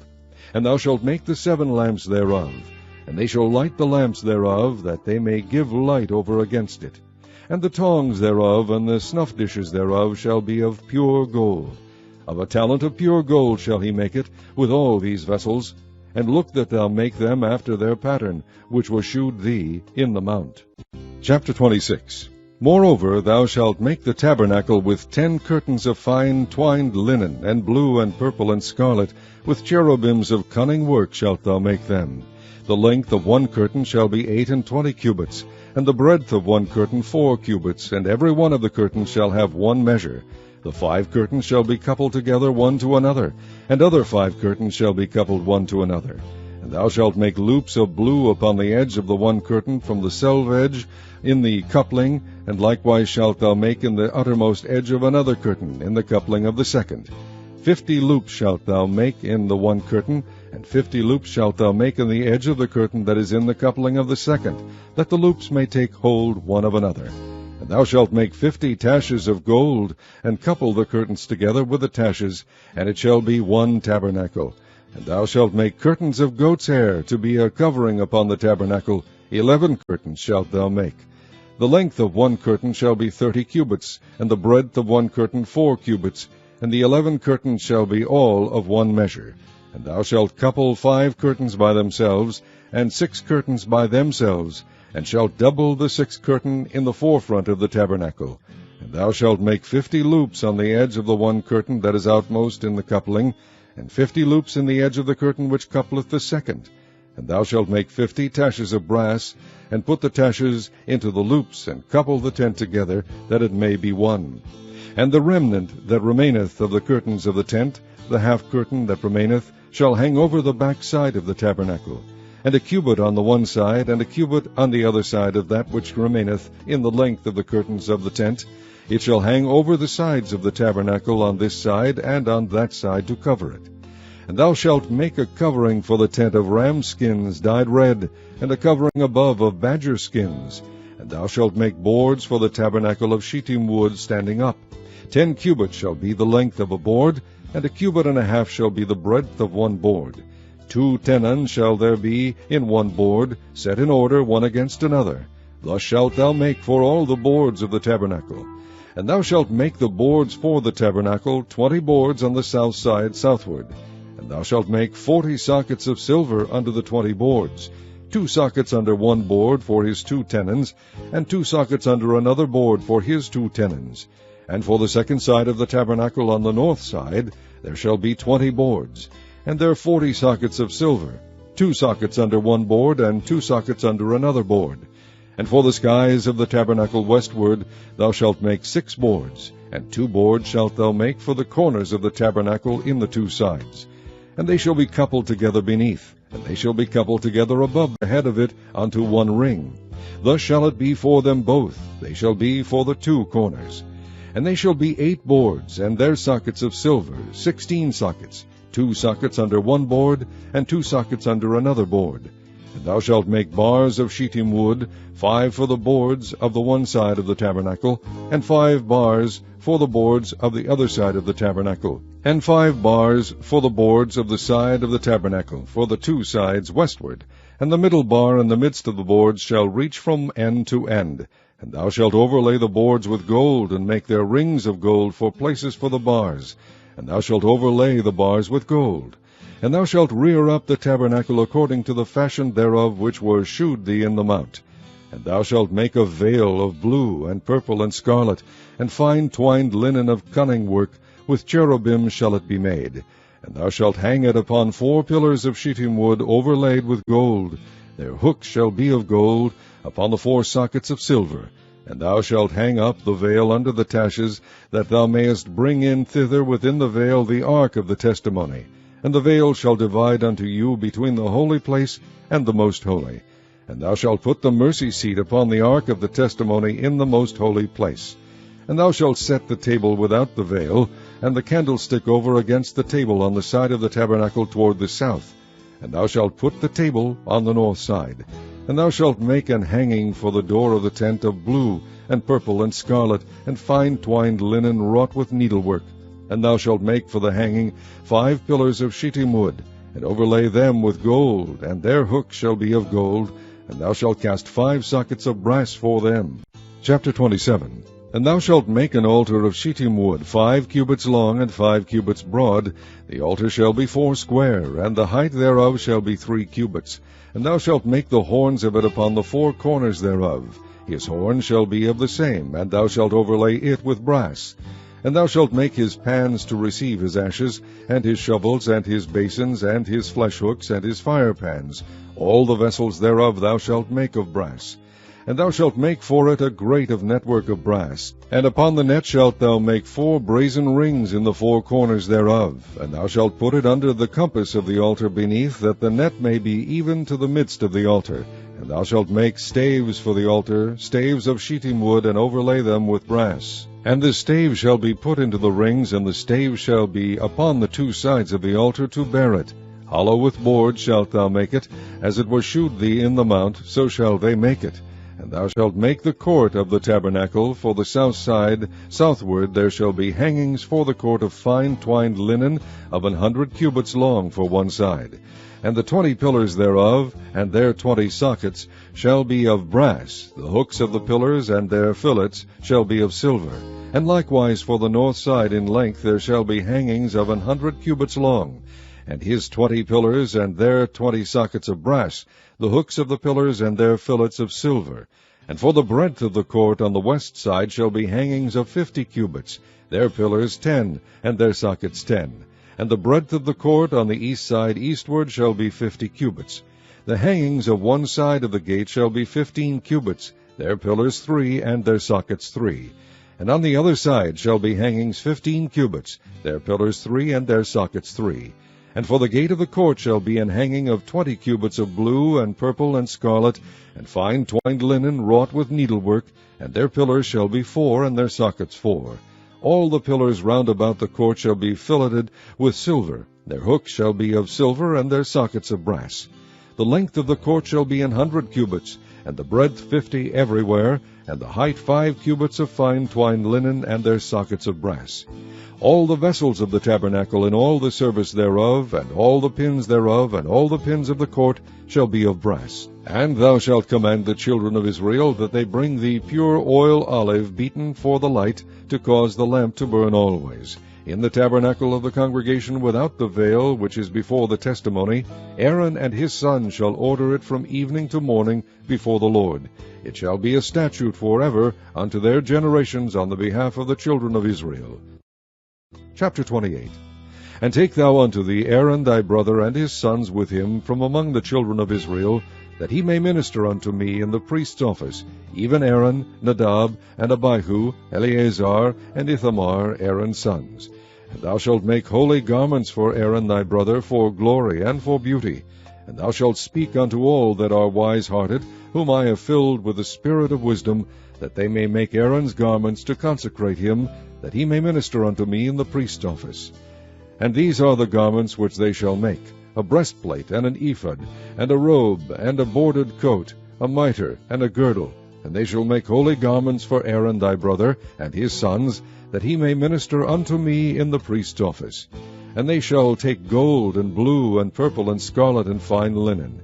And they shall make the ephod of gold, of blue, and of purple, of scarlet, and fine twined linen with cunning work. It shall have the 2 shoulder pieces thereof, joined at the 2 edges thereof, and so it shall be joined together. And the curious girdle of the ephod, which is upon it, shall be of the same according to the work thereof, even of gold, of blue, and purple, and scarlet, and fine twined linen. And thou shalt take 2 onyx stones, and grave on them the names of the children of Israel, 6 of their names on one stone, and the other 6 names of the rest on the other stone, according to their birth. With the work of an engraver in stone, like the engravings of a signet, shalt thou engrave the 2 stones with the names of the children of Israel. Thou shalt make them to be set in ouches of gold. And thou shalt put the 2 stones upon the shoulders of the ephod for stones of memorial unto the children of Israel. And Aaron shall bear their names before the Lord upon his 2 shoulders for a memorial. And thou shalt make ouches of gold, and 2 chains of pure gold at the ends. Of wreathen work shalt thou make them, and fasten the wreathen chains to the ouches. And thou shalt make the breastplate of judgment with cunning work. After the work of the ephod thou shalt make it, of gold, of blue, and of purple, and of scarlet, and of fine twined linen shalt thou make it. 4 it shall be, being doubled. A span shall be the length thereof, and a span shall be the breadth thereof. And thou shalt set it in settings of stones, even 4 rows of stones. The first row shall be a sardius, a topaz, and a carbuncle. This shall be the first row. And the second row shall be an emerald, a sapphire, and a diamond. And the third row a ligure, an agate, and an amethyst. And the 4th row a beryl, and an onyx, and a jasper. They shall be set in gold in their enclosings. And the stones shall be with the names of the children of Israel, 12 according to their names, like the engravings of a signet. Every one with his name shall they be according to the 12 tribes. And thou shalt make upon the breastplate chains at the ends of wreathen work of pure gold. And thou shalt make upon the breastplate 2 rings of gold, and shalt put the 2 rings on the 2 ends of the breastplate. And thou shalt put the 2 wreathen chains of gold in the 2 rings which are on the ends of the breastplate. And the other 2 ends of the 2 wreathen chains thou shalt fasten in the 2 ouches, and put them on the shoulder pieces of the ephod before it. And thou shalt make 2 rings of gold, and thou shalt put them upon the 2 ends of the breastplate in the border thereof, which is in the side of the ephod inward. And 2 other rings of gold thou shalt make, and shalt put them on the 2 sides of the ephod underneath, toward the forepart thereof, over against the other coupling thereof, above the curious girdle of the ephod. And they shall bind the breastplate by the rings thereof unto the rings of the ephod with a lace of blue, that it may be above the curious girdle of the ephod, and that the breastplate be not loosed from the ephod. And Aaron shall bear the names of the children of Israel in the breastplate of judgment upon his heart, when he goeth in unto the holy place, for a memorial before the Lord continually. And thou shalt put in the breastplate of judgment the Urim and the Thummim, and they shall be upon Aaron's heart, when he goeth in before the Lord. And Aaron shall bear the judgment of the children of Israel upon his heart before the Lord continually. And thou shalt make the robe of the ephod all of blue, and there shall be an hole in the top of it, in the midst thereof.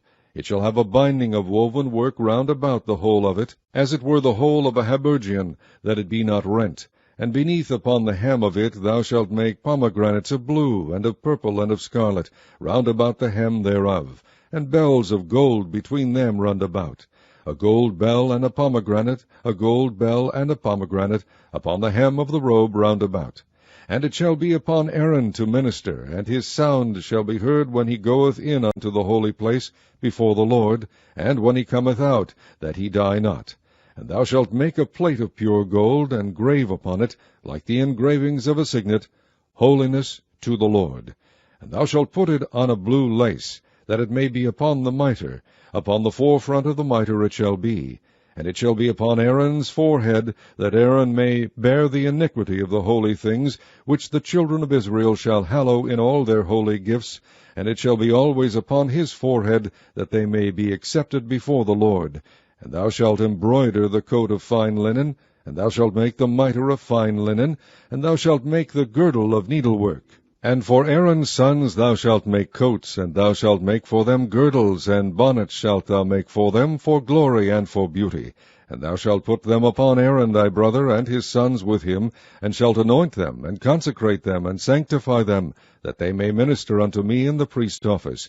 And thou shalt make them linen breeches to cover their nakedness. From the loins even unto the thighs they shall reach, and they shall be upon Aaron and upon his sons, when they come in unto the tabernacle of the congregation, or when they come near unto the altar to minister in the holy place, that they bear not iniquity and die. It shall be a statute for ever unto him and his seed after him. Chapter 29.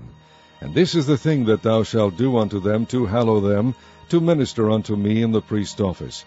Take 1 young bullock, and 2 rams without blemish, and unleavened bread, and cakes unleavened tempered with oil, and wafers unleavened anointed with oil, of wheaten flour shalt thou make them. And thou shalt put them into 1 basket, and bring them in the basket with the bullock and the 2 rams. And Aaron and his sons thou shalt bring unto the door of the tabernacle of the congregation, and shalt wash them with water.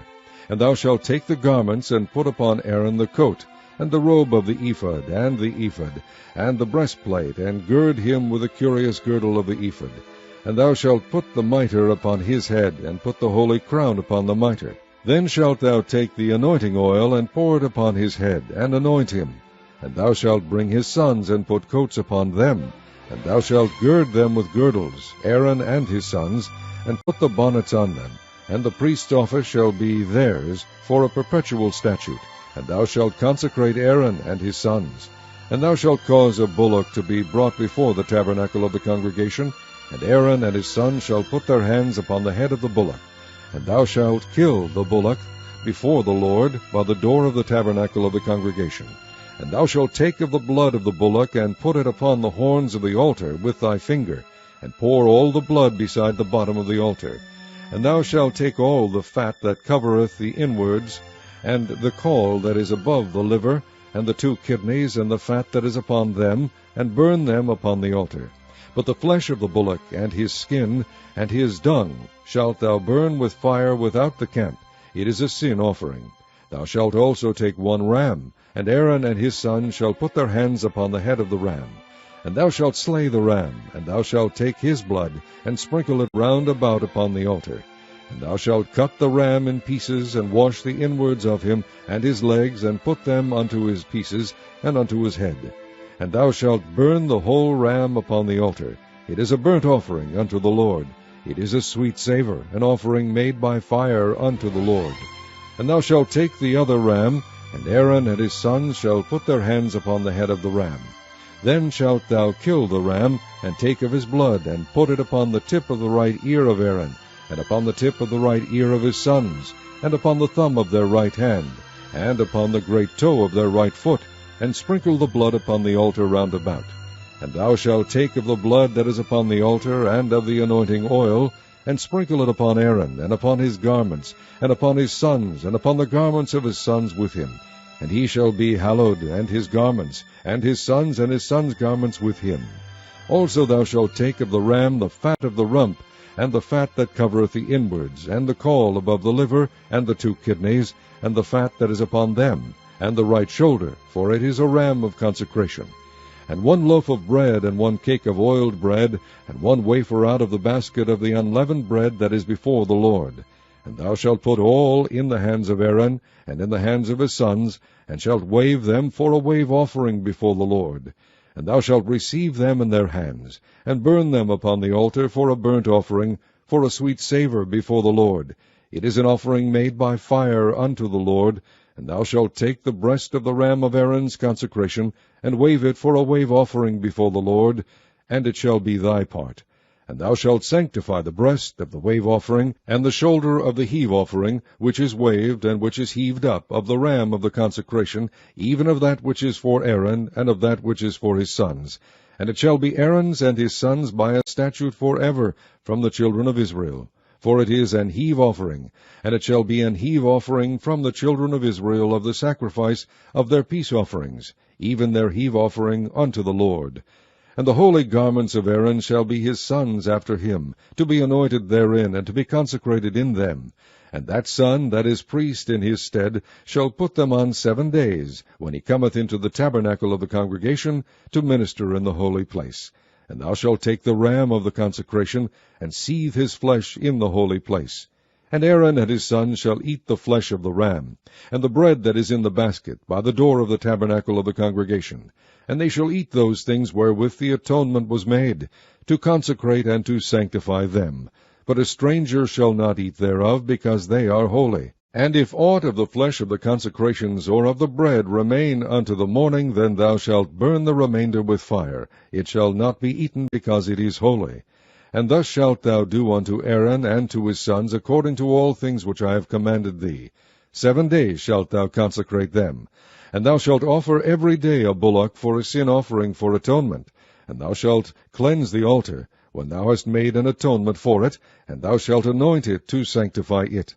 7 days thou shalt make an atonement for the altar, and sanctify it, and it shall be an altar most holy. Whatsoever toucheth the altar shall be holy. Now this is that which thou shalt offer upon the altar, 2 lambs of the first year, day by day continually. The one lamb thou shalt offer in the morning, and the other lamb thou shalt offer at even. And with the one lamb 1/10 deal of flour mingled with the 4th part of an hin of beaten oil, and the 4th part of an hin of wine for a drink offering. And the other lamb thou shalt offer at even, and shalt do thereto according to the meat offering of the morning, and according to the drink offering thereof, for a sweet savour, an offering made by fire unto the Lord.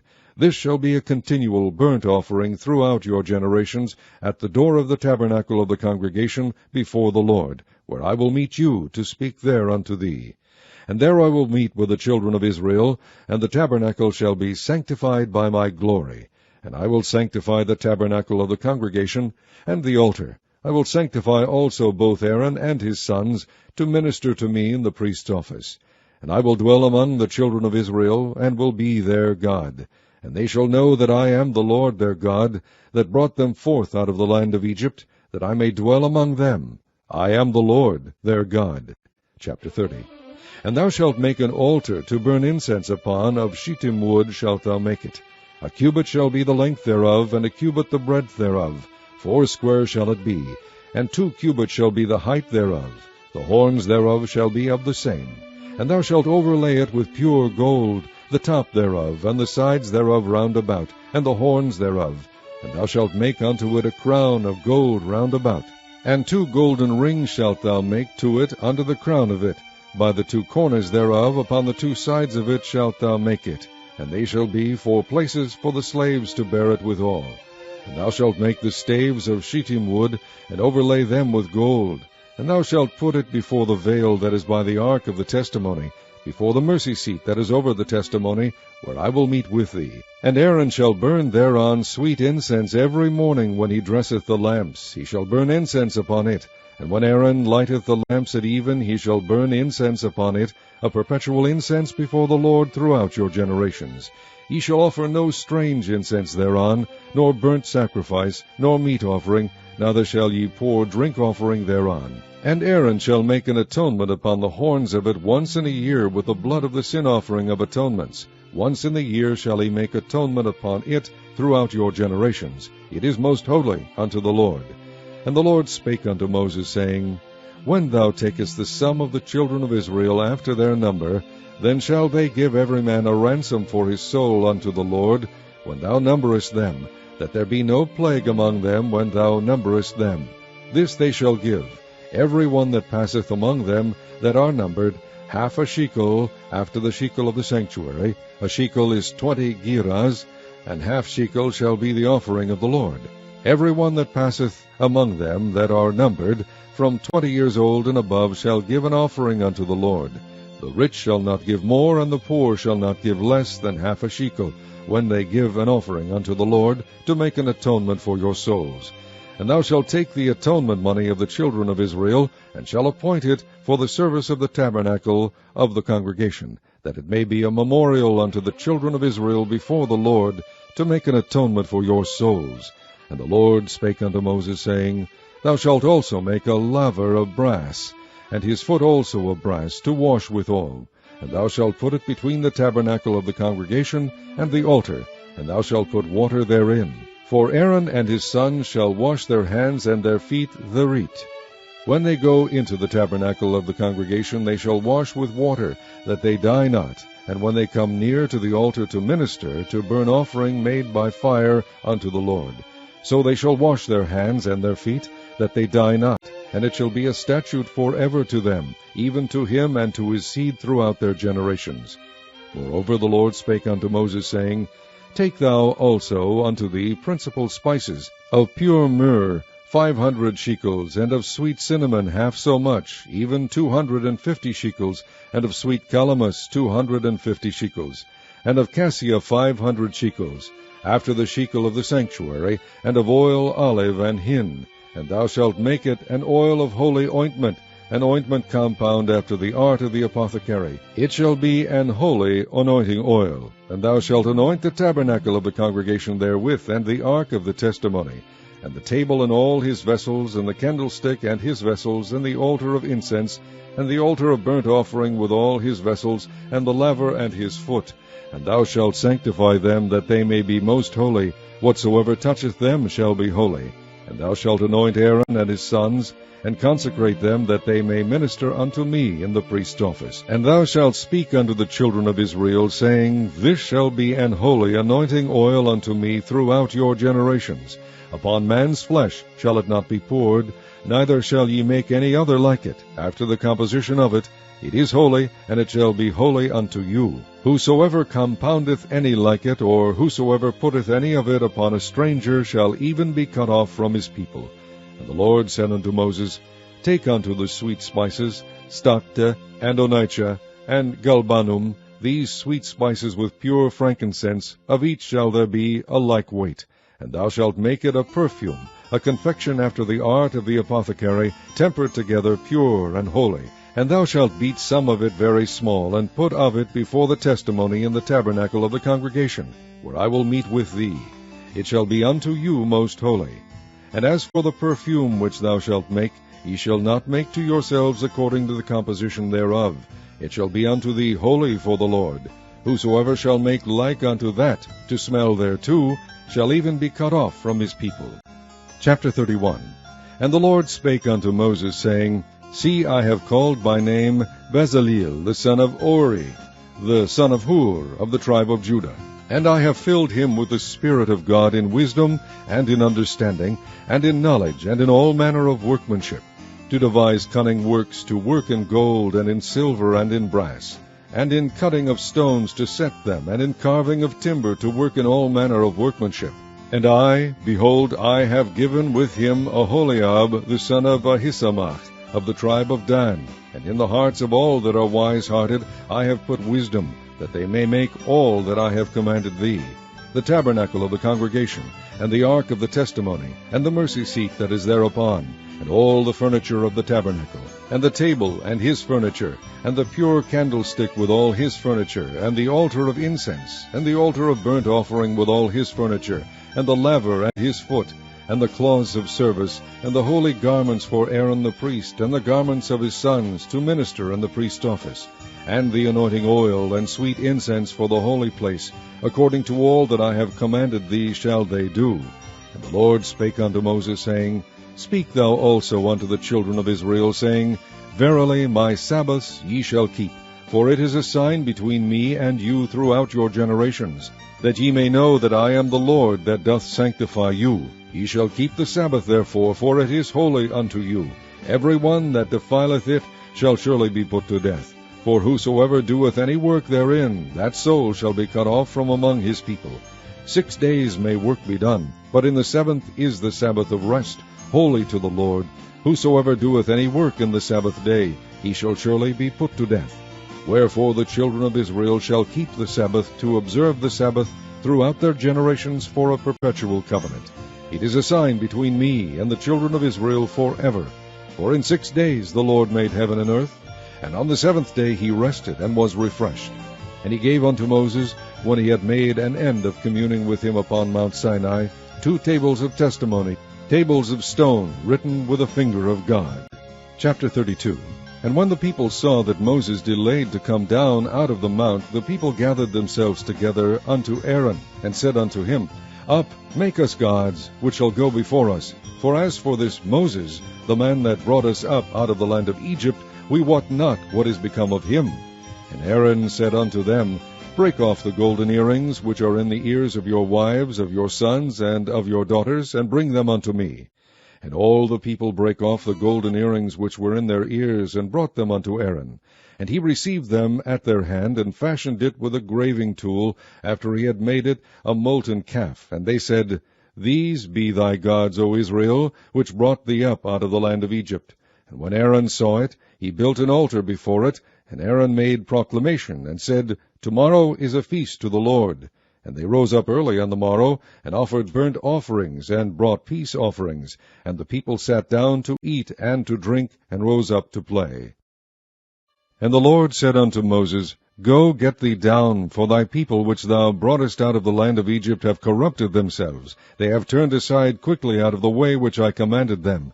They have made them a molten calf, and have worshipped it, and have sacrificed thereunto, and said, These be thy gods, O Israel, which have brought thee up out of the land of Egypt. And the Lord said unto Moses, I have seen this people, and behold, it is a stiff-necked people. Now therefore let me alone, that my wrath may wax hot against them, and that I may consume them, and I will make of thee a great nation. And Moses besought the Lord his God, and said, Lord, why doth thy wrath wax hot against thy people, which thou hast brought forth out of the land of Egypt with great power and with a mighty hand? Wherefore should the Egyptians speak and say, For mischief did he bring them out, to slay them in the mountains, and to consume them from the face of the earth? Turn from thy fierce wrath, and repent of this evil against thy people. Remember Abraham, Isaac, and Israel thy servants, to whom thou swarest by thine own self, and saidst unto them, I will multiply your seed as the stars of heaven, and all this land that I have spoken of will I give unto your seed, and they shall inherit it forever. And the Lord repented of the evil which he thought to do unto his people. And Moses turned and went down from the mount, and the 2 tables of the testimony were in his hand, and the tables were written on both their sides, on the one side and on the other were they written. And the tables were the work of God, and the writing was the writing of God, graven upon the tables. And when Joshua heard the noise of the people as they shouted, he said unto Moses, There is a noise of war in the camp.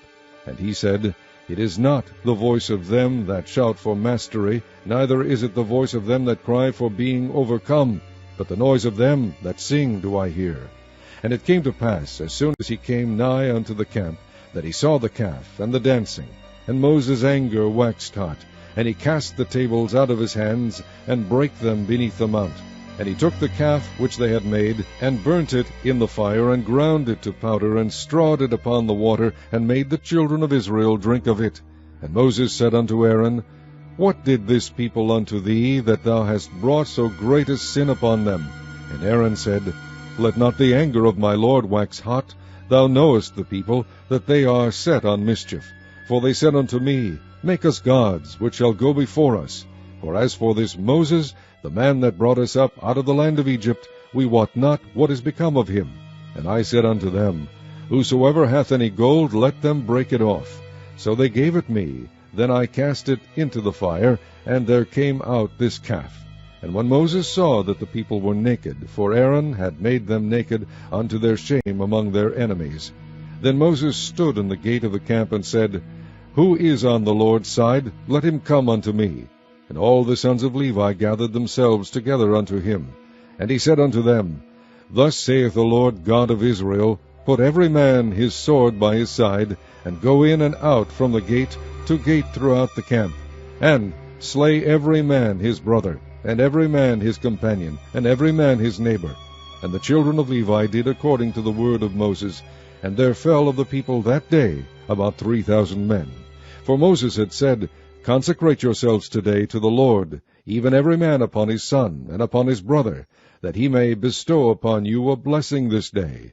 And it came to pass on the morrow, that Moses said unto the people, Ye have sinned a great sin, and now I will go up unto the Lord, peradventure I shall make an atonement for your sin. And Moses returned unto the Lord, and said, O this people have sinned a great sin, and have made them gods of gold.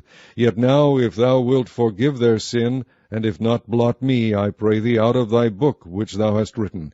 And the Lord said unto Moses, Whosoever hath sinned against me, him will I blot out of my book. Therefore go now, lead the people unto the place of which I have spoken unto thee.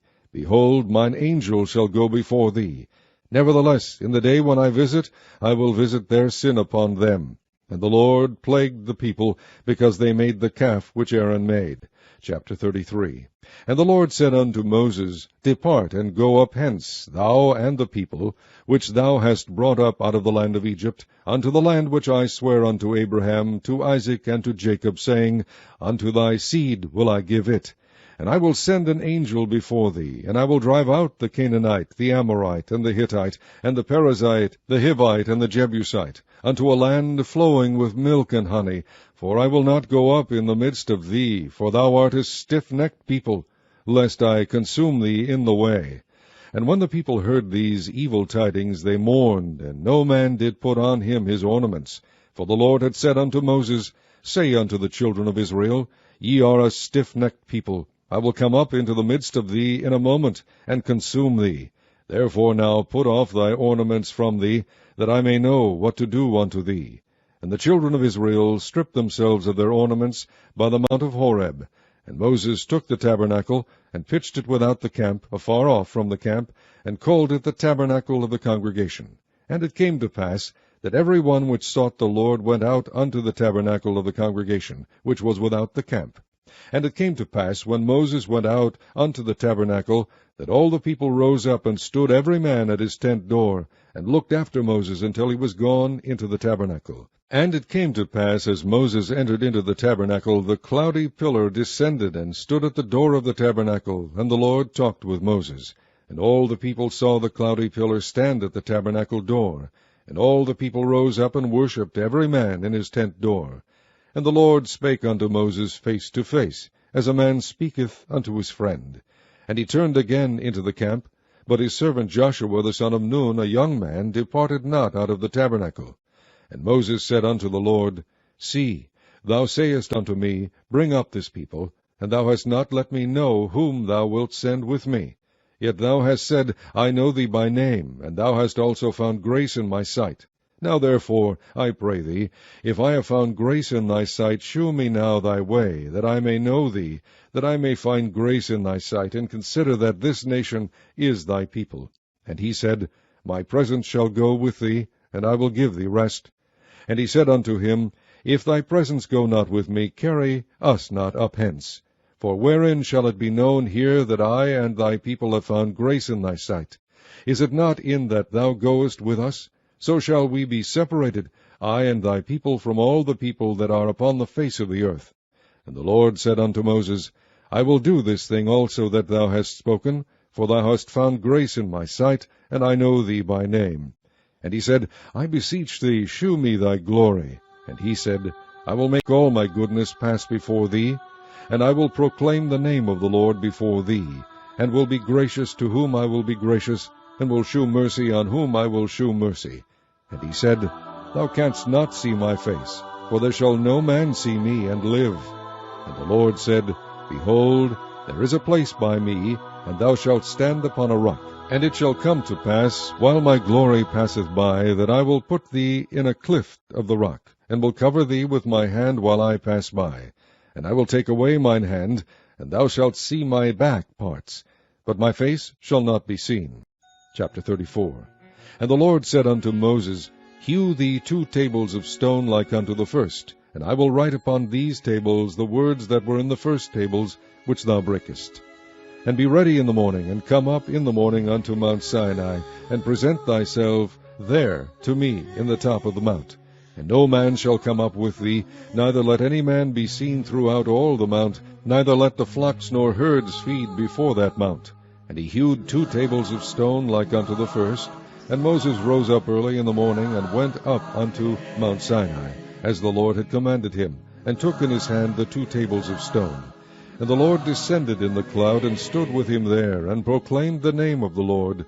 And the Lord passed by before him, and proclaimed, the Lord God, merciful and gracious, long-suffering, and abundant in goodness and truth, keeping mercy for thousands, forgiving iniquity and transgression and sin, and that will by no means clear the guilty, visiting the iniquity of the fathers upon the children, and upon the children's children unto the 3rd and to the 4th generation. And Moses made haste, and bowed his head toward the earth, and worshipped. And he said, If now I have found grace in thy sight, O Lord, let my Lord, I pray thee, go among us, for it is a stiff-necked people, and pardon our iniquity and our sin, and take us for thine inheritance. And he said, Behold, I make a covenant. Before all thy people I will do marvels, such as have not been done in all the earth, nor in any nation. And all the people among which thou art shall see the work of the Lord, for it is a terrible thing that I will do with thee. Observe thou that which I command thee this day. Behold, I drive out before thee the Amorite, and the Canaanite, and the Hittite, and the Perizzite, and the Hivite, and the Jebusite. Take heed to thyself, lest thou make a covenant with the inhabitants of the land whither thou goest, lest it be for a snare in the midst of thee. But ye shall destroy their altars, break their images, and cut down their groves. For thou shalt worship no other God, for the Lord, whose name is jealous, is a jealous God. Lest thou make a covenant with the inhabitants of the land, and they go a-whoring after their gods, and do sacrifice unto their gods, and one call thee, and thou eat of his sacrifice, and thou take of their daughters unto thy sons, and their daughters go a-whoring after their gods, and make thy sons go a-whoring after their gods. Thou shalt make thee no molten gods. The feast of unleavened bread shalt thou keep. 7 days thou shalt eat unleavened bread, as I commanded thee, in the time of the month Abib, for in the month Abib thou camest out from Egypt. All that openeth the matrix is mine, and every firstling among thy cattle, whether ox or sheep, that is male. But the firstling of an ass thou shalt redeem with a lamb, and if thou redeem him not, then shalt thou break his neck. All the firstborn of thy sons thou shalt redeem, and none shall appear before me empty. 6 days thou shalt work, but on the 7th day thou shalt rest. In earing time and in harvest thou shalt rest. And thou shalt observe the feast of weeks, of the first fruits of wheat harvest, and the feast of ingathering at the year's end. Thrice in the year shall all your men children appear before the Lord God, the God of Israel. For I will cast out the nations before thee, and enlarge thy borders, neither shall any man desire thy land, when thou shalt go up to appear before the Lord thy God thrice in the year. Thou shalt not offer the blood of my sacrifice with leaven, neither shall the sacrifice of the feast of the Passover be left unto the morning. The first of the firstfruits of thy land thou shalt bring unto the house of the Lord thy God. Thou shalt not see the kid in his mother's milk. And the Lord said unto Moses, Write thou these words, for after the tenor of these words I have made a covenant with thee and with Israel. And he was there with the Lord 40 days and 40 nights. He did neither eat bread nor drink water. And he wrote upon the tables the words of the covenant, the 10 commandments. And it came to pass, when Moses came down from Mount Sinai, with the 2 tables of testimony in Moses' hand, when he came down from the mount, that Moses wist not that the skin of his face shone while he talked with him. And when Aaron and all the children of Israel saw Moses, behold, the skin of his face shone, and they were afraid to come nigh him. And Moses called unto them, and Aaron and all the rulers of the congregation returned unto him. And Moses talked with them. And afterward all the children of Israel came nigh, and he gave them in commandment all that the Lord had spoken with him in Mount Sinai. Until Moses had done speaking with them, he put a veil on his face. But when Moses went in before the Lord to speak with him, he took the veil off until he came out.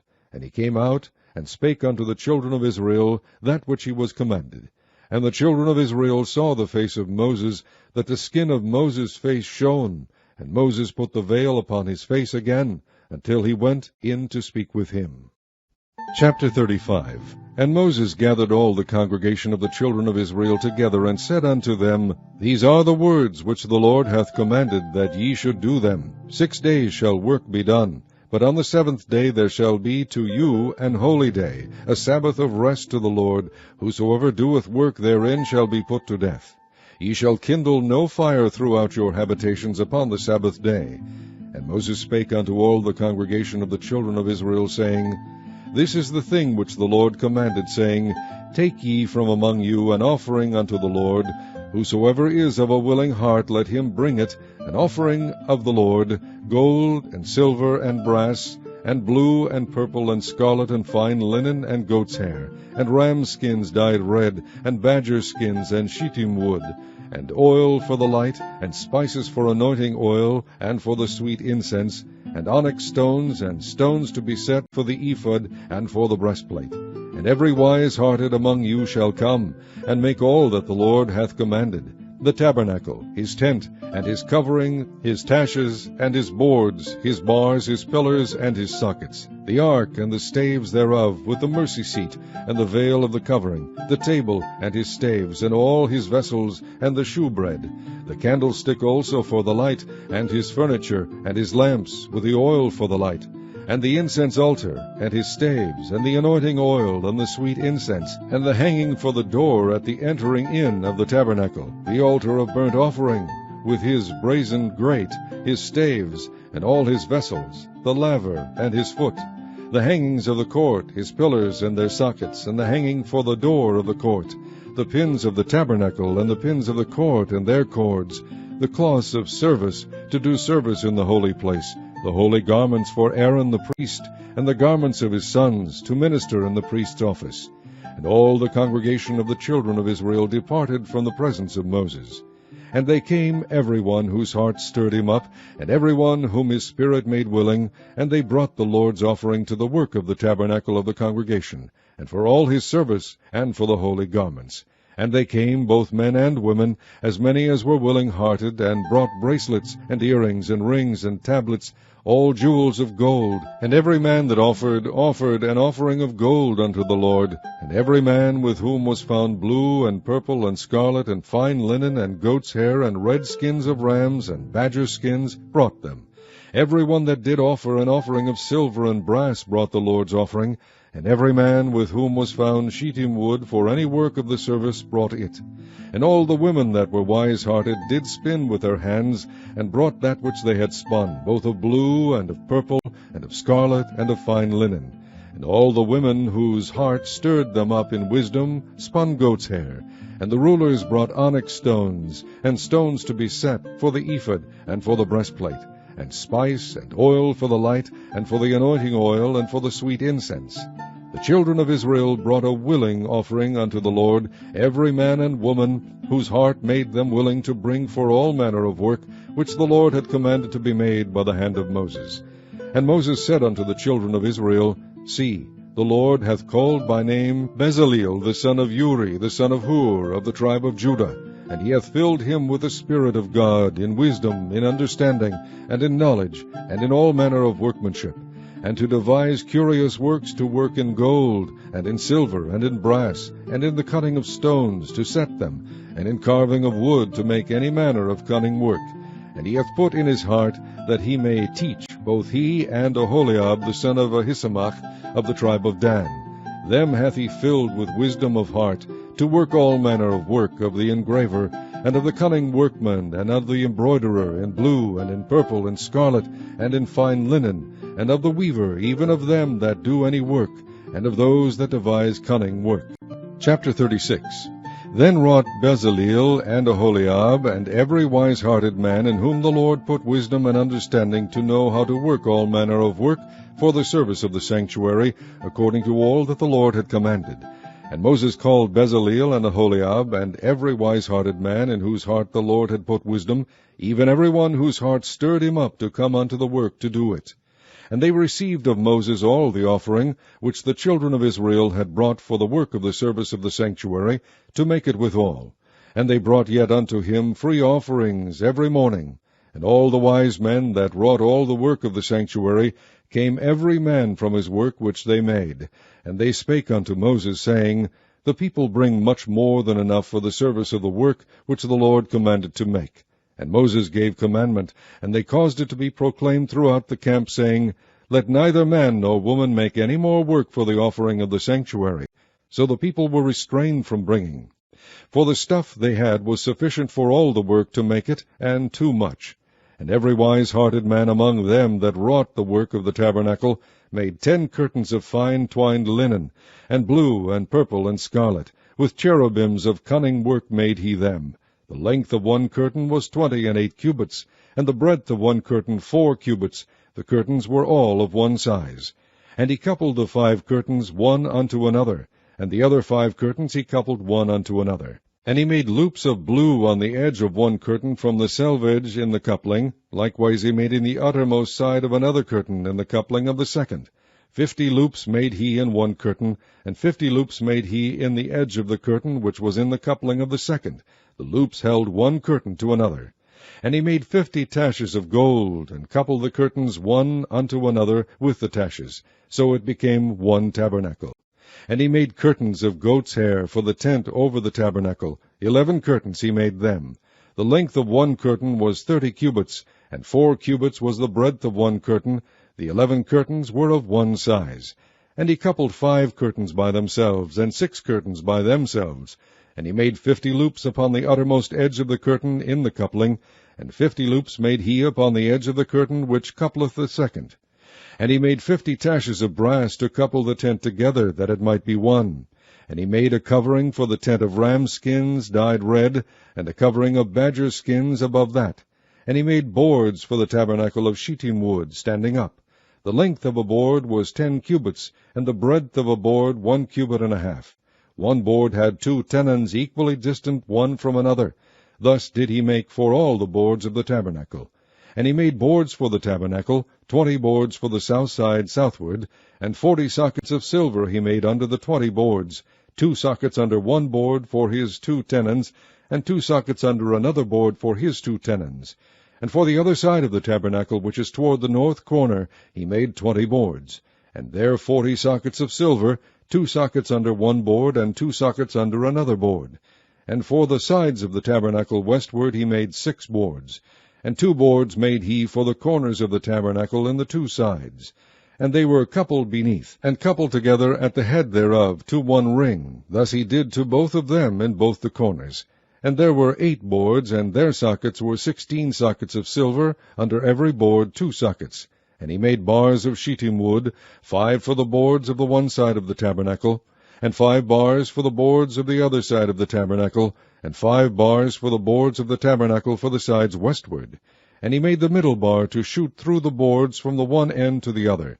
And he overlaid the boards with gold, and made their rings of gold to be places for the bars, and overlaid the bars with gold. And he made a veil of blue, and purple, and scarlet, and fine twined linen. With cherubims made he it of cunning work. And he made thereunto 4 pillars of shittim wood, and overlaid them with gold. Their hooks were of gold, and he cast for them 4 sockets of silver.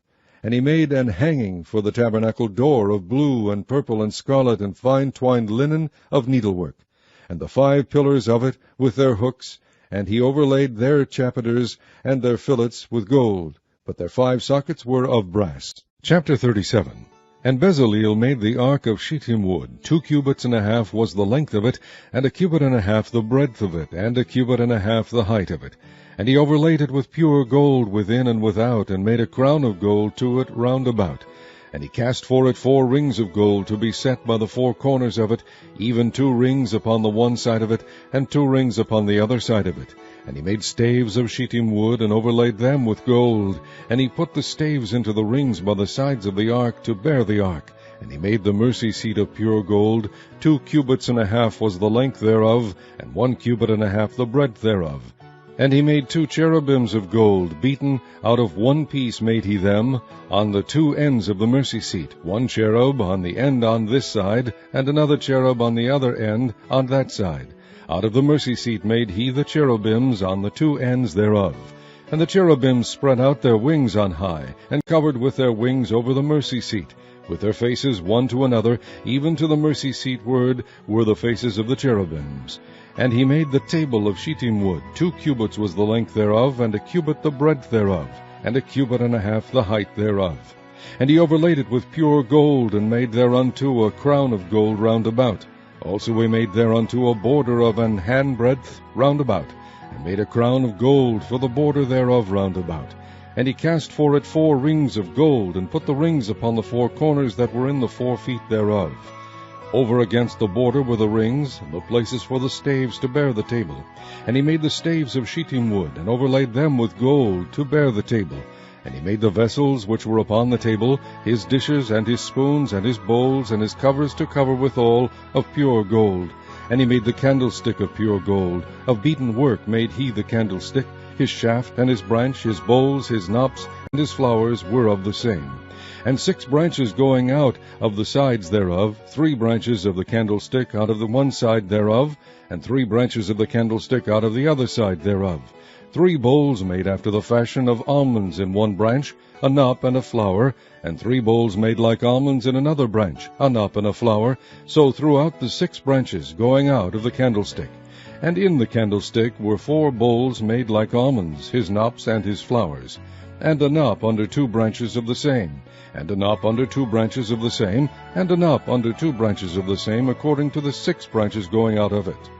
Their knops and their branches were of the same. All of it was one beaten work of pure gold. And he made his 7 lamps and his snuffers and his snuff dishes of pure gold. Of a talent of pure gold made he it and all the vessels thereof. And he made the incense altar of shittim wood. The length of it was a cubit, and the breadth of it a cubit. It was 4 square, and 2 cubits was the height of it. The horns thereof were of the same. And he overlaid it with pure gold, both the top of it and the sides thereof round about, and the horns of it. Also he made unto it a crown of gold round about. And he made 2 rings of gold for it under the crown thereof, by the 2 corners of it, upon the 2 sides thereof, to be places for the staves to bear it withal. And he made the staves of shittim wood, and overlaid them with gold. And he made the holy anointing oil, and the pure incense of sweet spices, according to the work of the apothecary. Chapter 38. And he made the altar of burnt offering of shittim wood. 5 cubits was the length thereof, and 5 cubits the breadth thereof. It was 4 square, and 3 cubits the height thereof. And he made the horns thereof on the 4 corners of it. The horns thereof were of the same, and he overlaid it with brass. And he made all the vessels of the altar, the pots, and the shovels, and the basins, and the flesh hooks, and the fire pans. All the vessels thereof made he of brass. And he made for the altar a brazen grate of network under the compass thereof, beneath unto the midst of it. And he cast 4 rings for the 4 ends of the grate of brass, to be places for the staves. And he made the staves of shittim wood, and overlaid them with brass. And he put the staves into the rings on the sides of the altar, to bear it withal. He made the altar hollow, with boards. And he made the laver of brass, and the foot of it of brass, of the looking glass of the women assembling, which assembled all the door of the tabernacle of the congregation. And he made the court on the south side southward. The hangings of the court were of fine twined linen, 100 cubits. Their pillars were 20, and their brazen sockets 20. The hooks of the pillars and their fillets were of silver. And for the north side the hangings were 100 cubits. Their pillars were 20, and their sockets of brass 20. The hooks of the pillars and their fillets of silver. And for the west side were hangings of 50 cubits. Their pillars 10, and their sockets 10. The hooks of the pillars and their fillets of silver. And for the east side eastward 50 cubits. The hangings of the one side of the gate were 15 cubits. Their pillars 3, and their sockets 3. And for the other side of the court gate, on this hand and that hand, were hangings of 15 cubits. Their pillars 3, and their sockets 3. All the hangings of the court round about were of fine twined linen, and the sockets for the pillars were of brass, the hooks of the pillars and their fillets of silver, and the overlaying of their chapiters of silver, and all the pillars of the court were filleted with silver. And the hanging for the gate of the court was needlework of blue and purple and scarlet and fine twined linen, and 20 cubits was the length, and the height in the breadth was 5 cubits, answerable to the hangings of the court. And their pillars were 4, and their sockets of brass 4, their hooks of silver, and the overlaying of their chapiters and their fillets of silver. And all the pins of the tabernacle and the court round about were of brass. This is the sum of the tabernacle, even of the tabernacle of testimony, as it was counted, according to the commandment of Moses, for the service of the Levites, by the hand of Ithamar, son to Aaron the priest. And Bezaleel the son of Uri, the son of Hur, of the tribe of Judah, made all that the Lord commanded Moses. And with him was Aholiab, son of Ahisamach, of the tribe of Dan, an engraver, and a cunning workman, and an embroiderer in blue, and in purple, and in scarlet, and fine linen. All the gold that was occupied for the work in all the work of the holy place, even the gold of the offering, was 29 talents, and 730 shekels, after the shekel of the sanctuary. And the silver of them that were numbered of the congregation was 100 talents, and 1,760 shekels, after the shekel of the sanctuary.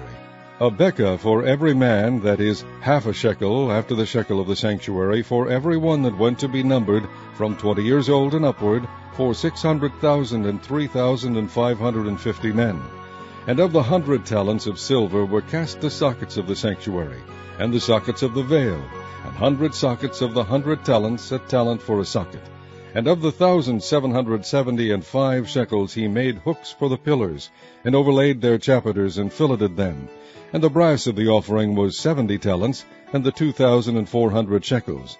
And therewith he made the sockets to the door of the tabernacle of the congregation, and the brazen altar, and the brazen grate for it, and all the vessels of the altar, and the sockets of the court round about, and the sockets of the court gate, and all the pins of the tabernacle, and all the pins of the court round about. Chapter 39. And of the blue and purple and scarlet they made cloths of service, to do service in the holy place, and made the holy garments for Aaron, as the Lord commanded Moses. And he made the ephod of gold, blue and purple and scarlet and fine twined linen. And they did beat the gold into thin plates, and cut it into wires, to work it in the blue, and in the purple, and in the scarlet, and in the fine linen, with cunning work. They made shoulder pieces for it, to couple it together with the 2 edges was it coupled together. And the curious girdle of his ephod that was upon it was of the same according to the work thereof, of gold, blue, and purple, and scarlet, and fine twined linen, as the Lord commanded Moses. And they wrought onyx stones enclosed in ouches of gold, graven, as signets are graven, with the names of the children of Israel. And he put them on the shoulders of the ephod, that they should be stones for a memorial to the children of Israel, as the Lord commanded Moses. And he made the breastplate of cunning work, like the work of the ephod, of gold, blue, and purple, and scarlet, and fine twined linen.